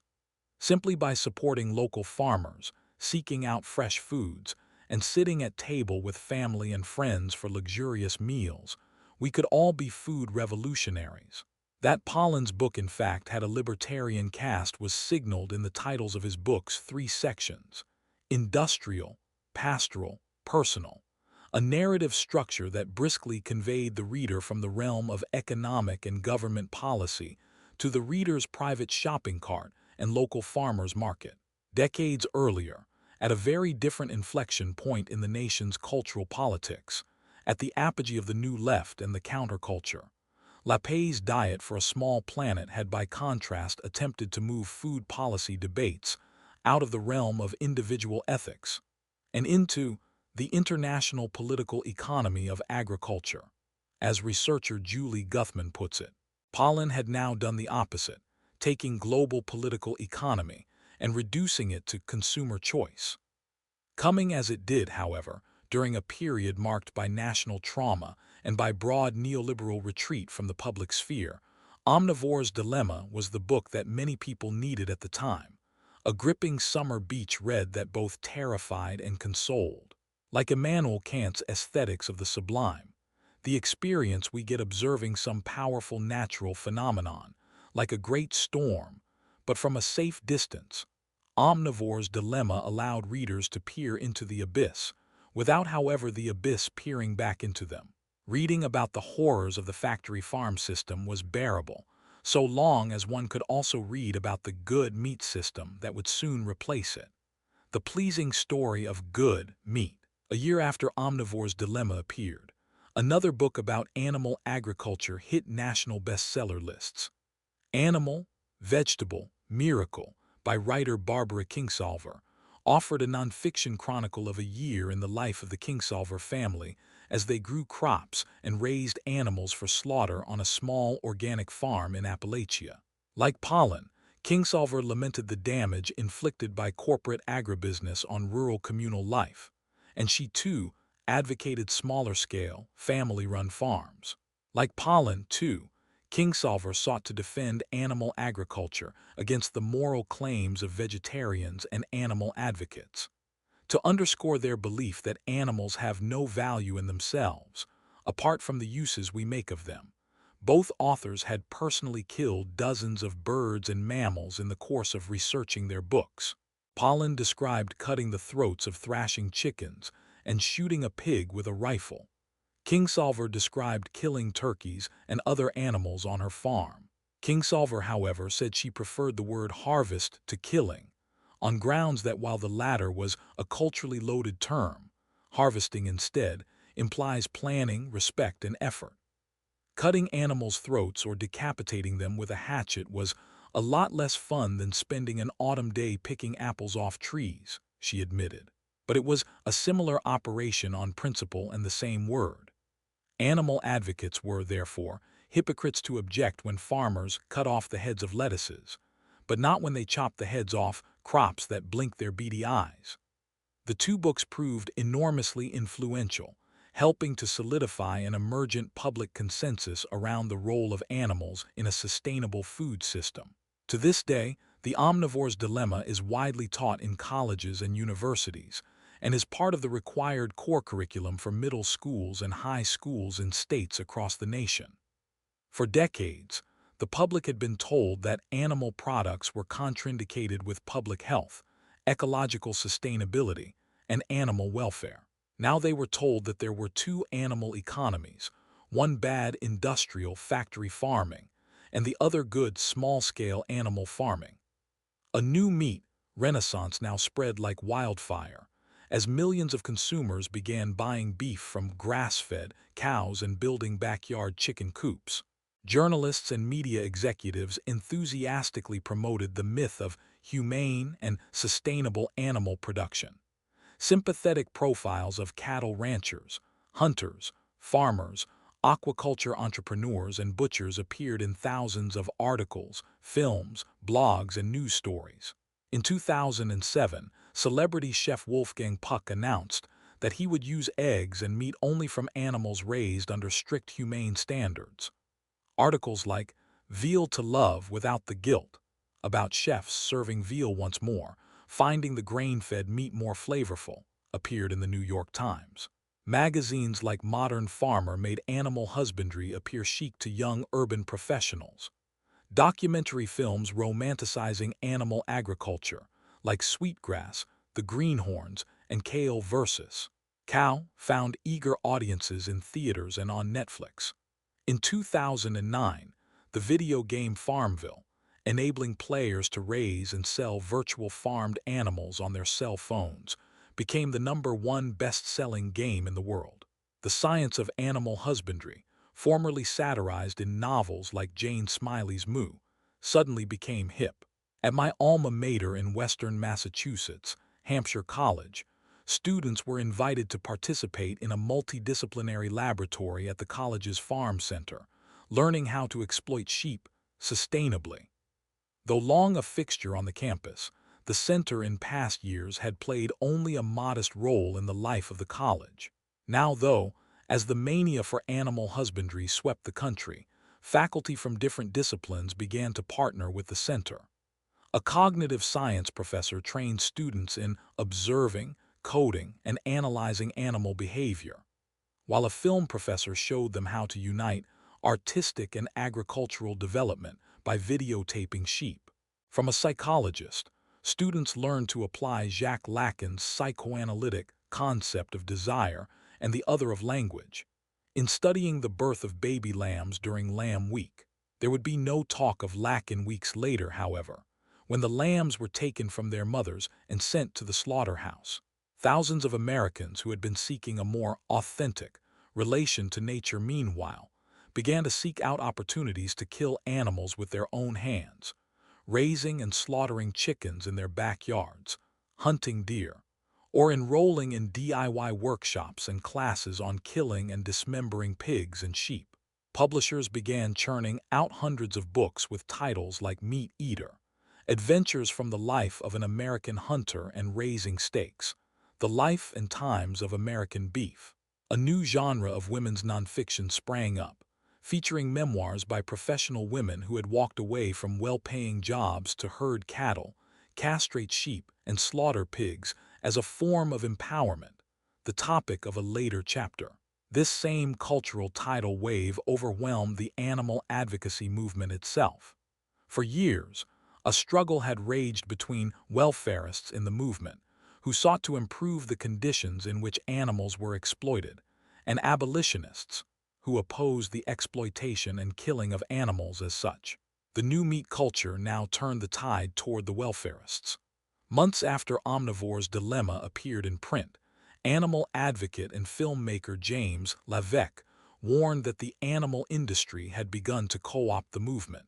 In 1991, the American Cattlemen's Association, ACA, had hired the corporate PR firm Mongovan, Biscoe and Dutchin, MBD, to formulate a strategy to diffuse the animal rights and vegan movements. MBD partner Ronald Dutchin laid out a three-pronged approach for the cattle industry. 1. To isolate the moral idealists in the movement. 2. To educate idealists to become realists, so that they would soften their approach to industry. And 3. To convince opportunists in animal advocacy to work directly with industry. By opportunists, MBD meant activists who had attached themselves to the animal movement for visibility, power, followers, and perhaps employment. The best way to control such opportunists, Dutchin explained, was to provide them with at least the perception of a partial victory. By the early 2000s, Lavec now showed an alliance had formed between powerful interests in animal agribusiness, on the one hand, and mainstream animal welfare groups like the Humane Society of the United States, HSUS, on the other. Some idealists had changed their former views, adopting a more realistic position, in a textbook application of Dutchin's turn idealists into realists formula. These new converts to the industry's position now advocated the humane or compassionate killing of billions of animals for commercial purposes. Eerily, Lavec observed, these newly transformed idealists even begin to refer to themselves as realists, and to those who hold on to their own former values for non-participation as purists and absolutists, or as selfish or self-righteous in their moral rigidity. In 2006, in a story entitled, "Meat Labels Hope to Lure the Sensitive Carnivore," the New York Times reported that Whole Foods Market was preparing to roll out a line of meat that will carry labels saying, "Animal Compassionate," indicating the animals were raised in a humane manner until they were slaughtered. The following year, the big animal welfare organizations began inviting organic animal farmers to their conventions, promoting humane meat. Wayne Pacell, then president of the HSUS, now joined forces with John Mackey, the libertarian, union-busting owner of Whole Foods, to create the Global Animal Partnership Program, GAP, an Orwellian effort that brought together the world's largest retailer of organic meat and the world's largest animal welfare organization under the same roof. Pacell, a free market apostle, invited Mackey and the Missouri hog producer Joe Maxwell, a killer of some 50,000 pigs a year who believed that God had given other animals to humans to dominate, to sit on the Humane Society's executive board.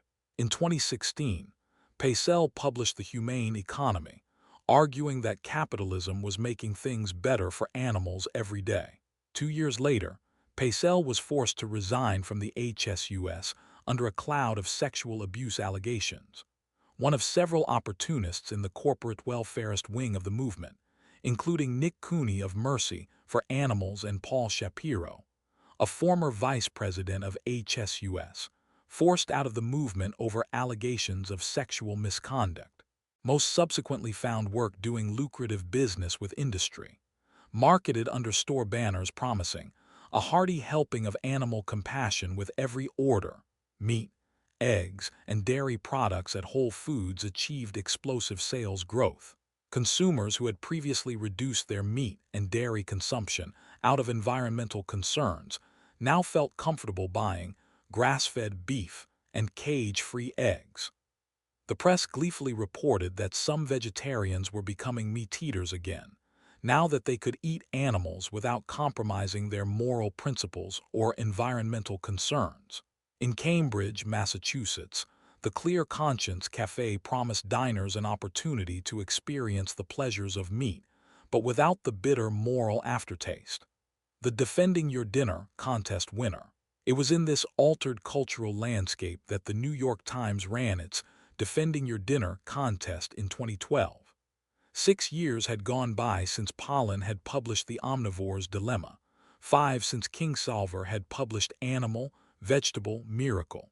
From the start, the Times contest had been conceived not as an opportunity for moral reflection on our violent exploitation of animals, but as a victory lap for enlightened omnivorism, a movement that the Times had itself been promoting for over a decade. To readers unfamiliar with debates in animal ethics, the 5 experts assembled by the Times seemed to form just the imposing gauntlet the paper had promised. But the opposite was true. Though all of the judges had previously criticized factory farms, not one was opposed to the killing of animals for food, so long as it was done humanely and sustainably. Jonathan Safran Foer had concluded his book Eating Animals with cautious support for small-scale animal agriculture, and had gone on to promote humane meat through a nonprofit called Farm Forward. Times food critic Mark Bittman supported a flexitarian diet that included meat and fish. Policy expert Andrew Light wanted to reform animal agriculture, not do away with it. Even philosopher Peter Singer was open to painless exploitation and killing of farmed animals. Finally, there was Michael Pollan. No one had done more than he to promote the myth of sustainable and humane animal agriculture. The Times had assembled a murderer's row of heavy hitters, all right, but they were batting for the home team. Running this lineup, meanwhile, was Times journalist Ariel Kaminer, the contest's organizer, who just the year before had written a breezy account for the Times about her experience selecting a turkey for slaughter. In an article entitled, "The Main Course Had an Unhappy Face," Kaminer had mocked the bird's fear and vulnerability. She was a beautiful bird, a bourbon-red turkey whose rich brown feathers were flecked with white, and she had spent her days roaming free around an organic farm that overlooked the Hudson River. But as I stood watching her, she did not seem happy.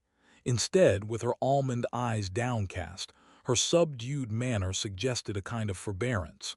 Perhaps she sensed I was not there to make friends. In truth, I was there to kill her.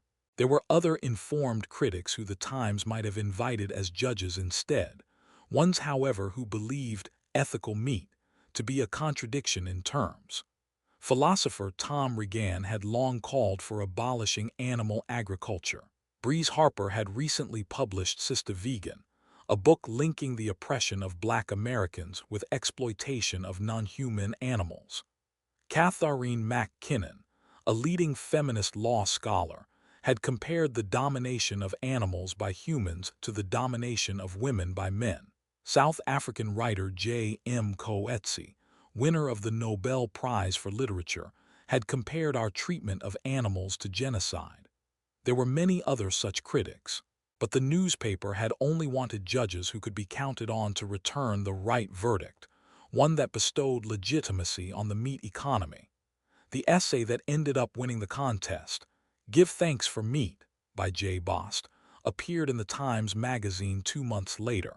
A writer and farmer, Bost argued that raising animals for slaughter was justified so long as it served the interests of the wider biotic order, what the naturalist and hunter Aldo Leopold had called the land ethic. Bost defined the ethical as living in the most ecologically benign way. And grazing cows and eating them, he argued, could be more ecologically beneficial than a plant-based diet. Bost gave the example of living among dry, scrubby grasslands in Arizona, where eating meat was the most ethical thing you can do other than subsist on wild game, tepary beans, and pinyon nuts. Nothing was otherwise better than a well-managed, free-ranged cow.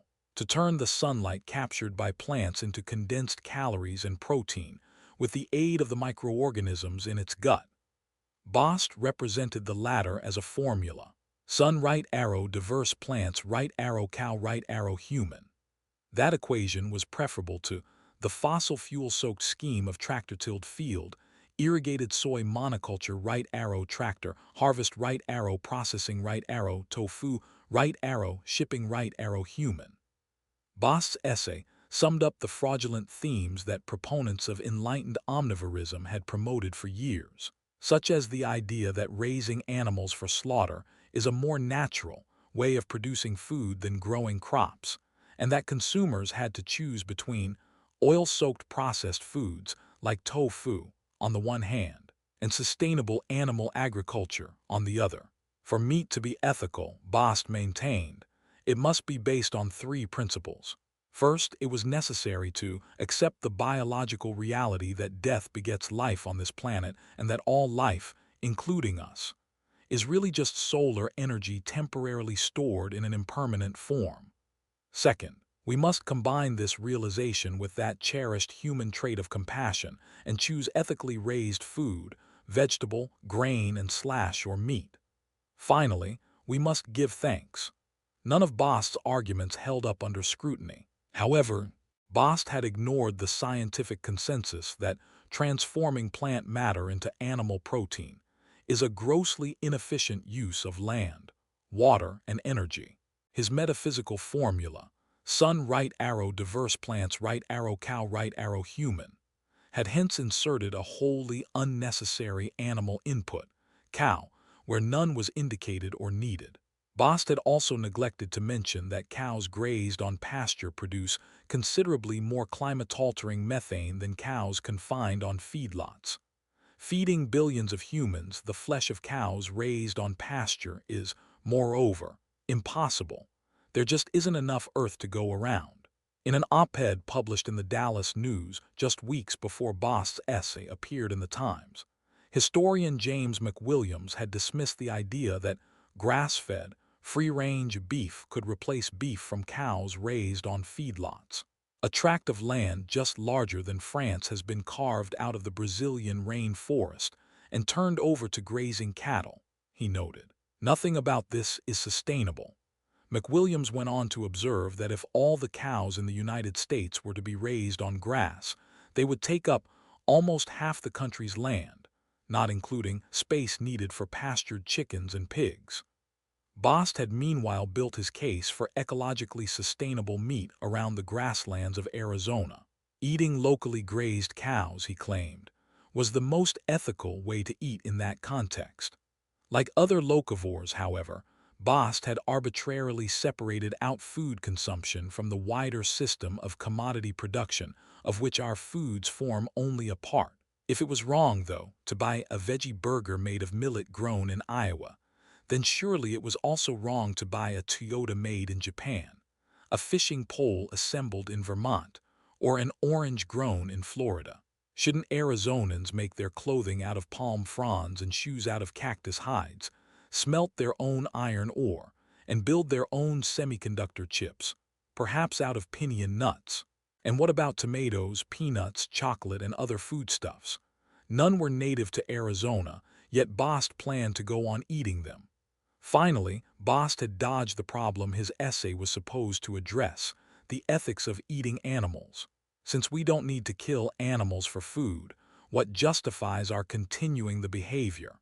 In place of an argument, Bost had instead posed a rhetorical question. Am I willing to divide the world into that which I have deemed is worthy of being spared the inevitable, and that which is not worthy? For him, the answer was yes. All human life fell into the category of the worthy, while all other animals fell into the category of the unworthy. Bost had not bothered to justify this ugly sentiment. He had merely reduced the question of killing animals to a matter of personal preference. Ethics, however, requires more from us than this, insofar as it concerns the question of how everyone ought to conduct their lives, not just ourselves. If we are debating the ethics of elder abuse, say, and I tell you, well, it should be left up to each of us to decide, you would rightly accuse me of having fled the field of moral debate. This is effectively what Bost had done. He merely liked meat. As for Bost's gnomic assertion that death begets life, that is only true in the banal sense that, if no one ever died, the earth would soon run out of space and resources. But that was no argument in favor of reproducing and raising billions of animals in order to kill them. The judges awarded Bost first place, anyway. Proponents of the new meat economy at the Times had wanted a rousing valedictory on behalf of enlightened omnivorism, and Bost had given it to them. The humane meat myth. Nearly 2 decades after publication of The Omnivore's Dilemma, 99% of meat, eggs, and dairy today still comes from animals raised in intensive confinement. Investigations by animal rights groups have meanwhile shown that animals raised even in smaller scale, so-called humane, operations are often subjected to horrific cruelty. Pasture-fed cattle are branded with red-hot irons. Free-range chickens are crowded in the thousands on the dirt floors of giant warehouses. Chickens and pigs on organic farms are either put into gas chambers or shipped off to the same mechanized slaughterhouses as animals from industrialized facilities, to suffer the same degradation and extremity. At the Hudson Valley Foie Gras Company in Ferndale, New York, the humane choice for purchasing foie gras, the company claimed, an undercover video exposé revealed workers violently grabbing ducks by their wings and necks and then shoving metal pipes down their throats, while birds with open, suppurating wounds suffered in small wire cages without proper veterinary care. So swollen were the birds' livers from forced feeding that the organs had begun pushing up against the birds' lungs, making it difficult for the animals even to breathe, causing them to hyperventilate. Other compassionate companies have done no better.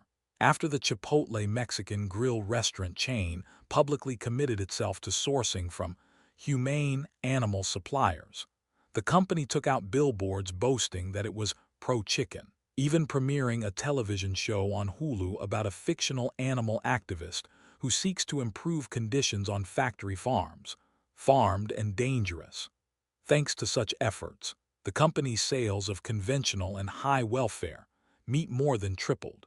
Later investigations, however, revealed that Chipotle was secretly switching suppliers when it suited its purposes, sometimes sourcing animals from places like Harris Ranch, the largest cattle feedlot in California. In 2018, a former Chipotle manager turned whistleblower told the press that chicken parts would sometimes arrive from the big factory farms. When other activists conducted an undercover investigation of another Chipotle supplier, a Whole Foods humane certified egg-laying facility, the activists found birds starving, crowded, and collapsed on the floor of a filthy industrial shed. Both the Humane Society and PETA nonetheless gave Chipotle awards for its animal welfare policies, and the animal welfarist group Compassion in World Farming honored Chipotle with a Good Sow Commendation in Pig Welfare award. Just as James LaVecq had warned, the opportunists within the animal advocacy movement had won. Chipotle's customers were meanwhile learning the hard way that high welfare animal products had failed to mitigate the biohazards of the animal economy. In 2015, nearly 150 Chipotle customers in Boston became seriously ill from a norovirus, most likely caused by improper handling of uncooked flesh at the restaurant. Over the next 3 years, 1,000 other Chipotle customers in Virginia, California, and Ohio also fell ill. In 2020, following a Justice Department investigation, the company agreed to pay $25 million in fines for violating federal laws protecting the public from adulterated foods, the largest settlement of its kind. As documented in the film Seaspiracy, the fish industry has meanwhile perpetrated its own humane hoax on the public, with companies hiding their indiscriminate slaughter of marine life behind the euphemism of sustainable practices. Despite urgent warnings by scientists that the oceanic ecosystem is on the verge of collapse, however, per capita consumption of fish has continued to grow. In 2021, per capita fish consumption in the U.S. reached its highest level ever. Billions of tilapia, salmon, and other fish are meanwhile being raised in crowded, filthy tanks in the aquaculture industry. Factory farms for fish, where they suffer so much stress and trauma that, like intensively farmed cows, pigs, and chickens, they must be fed antibiotics to survive the ordeal long enough to be killed, at a fraction of their natural lifespans. In a 2006 article about Whole Foods' Animal Compassion campaign, Times reporter Andrew Martin noted that while the animal welfare labels are proliferating, it remains unclear whether they appeal to anyone other than a niche market of animal lovers, particularly since the meat and eggs are as much as twice as expensive as products that do not carry the labels. Certified, high-welfare, animal products today remain an expensive niche market, while doing little if anything to improve the living conditions of the animals, or to reduce demand for meat from factory farms. Because enlightened, omnivorism trivializes ethical objections to animal exploitation, the discourse seems only to have whetted the public's appetite for new animal products, whether from humane sources or otherwise. But just as one wouldn't expect to cure a nation of alcoholics by offering them organic bourbon or artisanal scotch, it was folly to have believed, as proponents of the new omnivorism did, that offering consumers grass-fed, bison, and artisanal pork would somehow wean them off meat from animals raised in industrial conditions. In 2021, Americans ate more than 220 pounds of meat per person, an all-time record. Meanwhile, the U.S. model of intensive animal confinement has been exported to developing economies of Eastern Europe, China, India, and elsewhere. As for the tens of billions of beings languishing today in the Gulag archipelago of animal agriculture, their suffering has gone wholly unrelieved. The federal government, far from seeking to ameliorate farmed animals' wretched conditions, itself remains a leading perpetrator of violence against them. In 2015, the New York Times conducted an investigation of the U.S. Meat Animal Research Center in Clay Center, Nebraska, a government facility whose purpose is to help producers of beef, pork, and lamb turn a higher profit, using surgery and breeding techniques to re-engineer the farm animal to fit the needs of the 21st century meat industry. The investigation revealed a decades-long pattern of illness, pain, and death at the facility, with ewes made to give birth unaided, in open fields where newborns are killed by predators, harsh weather and starvation, and genetically engineered pigs made to produce litters so huge that the mothers inadvertently crush their piglets to death. Cows, who normally gestate a single calf, have been redesigned to produce twins and even triplets, birthing calves so weakened or deformed that many die outright, in numbers that even meat producers have been repulsed by.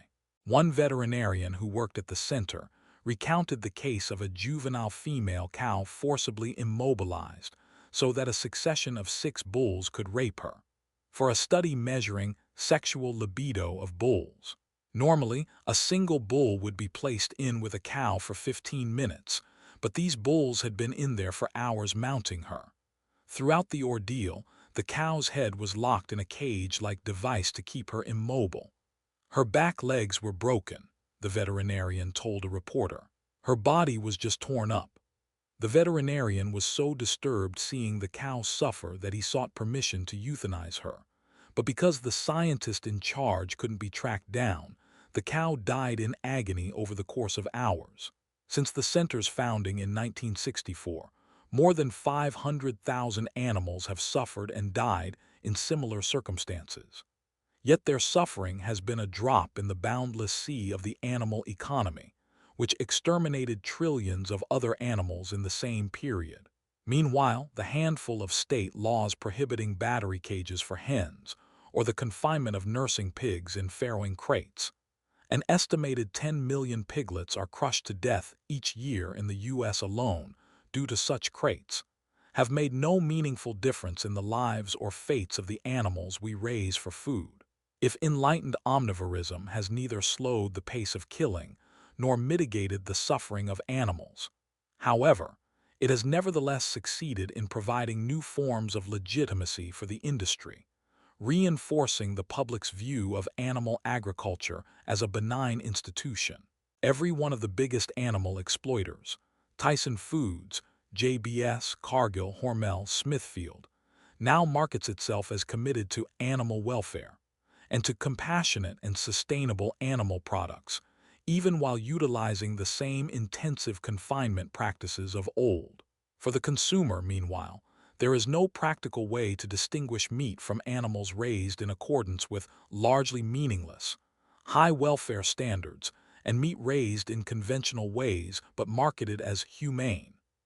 Few Americans, anyway, care enough about animals to invest time investigating companies' claims of sustainability or compassion in depth.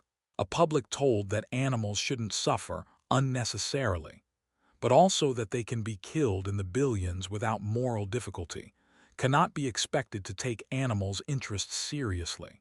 One study indeed found that consumers who transition to eating welfare-labeled meat may be less likely to eliminate meat from their diet. Even consumers who make some effort to buy the right animal products, seeking out local chicken at the farmer's market, say, have no hesitation dining at a steakhouse with friends, or taking their children to McDonald's to eat animals raised on feedlots in North Dakota or Texas. Flexitarianism and meatless Mondays, positions whose moral seriousness might be compared to pledging not to be racist on Tuesdays or to commit assault on Sundays, only reinforce the prevailing view that animals' lives and interests are so trivial as not to be worth bothering about. In 2000, George W. Bush campaigned for the U.S. presidency as a compassionate conservative. After the September 11 attacks, the same compassionate conservative invaded two countries and secretly set up CIA torture camps in Cuba, Poland, Romania, Afghanistan, and at the Abu Ghraib air base in Iraq. The notion that compassion could be reconciled with Bush's vicious policies, like cutting the budget for poor children's school lunches or engaging in war crimes, was mirrored during the same period in the specter of the compassionate killer of animals. In the autumn of 2006, President Bush acknowledged the existence of the CIA's torture sites. Months earlier, as the Omnivore's Dilemma was appearing on bookshelves, Harper's Magazine published A Carnivore's Credo by Roger Scruton, in which the conservative British philosopher, an old-school misogynist who still referred to feminists as harpies, urged conscientious carnivores to rally around compassionate farming, on grounds that God had put animals on the earth to serve us and answer to our needs. 2 years later, Catherine Friend published Compassionate Carnivore, or How to Keep Animals Happy, Save Old MacDonald's Farm, Reduce Your Hoofprint and Still Eat Meat, a bestseller arguing that animals could be killed with love. Compassionate omnivorism, with its promise of a kinder, gentler animal husbandry, would now embrace the most conservative values of all, a return to ancient principles of natural hierarchy and violent dominion.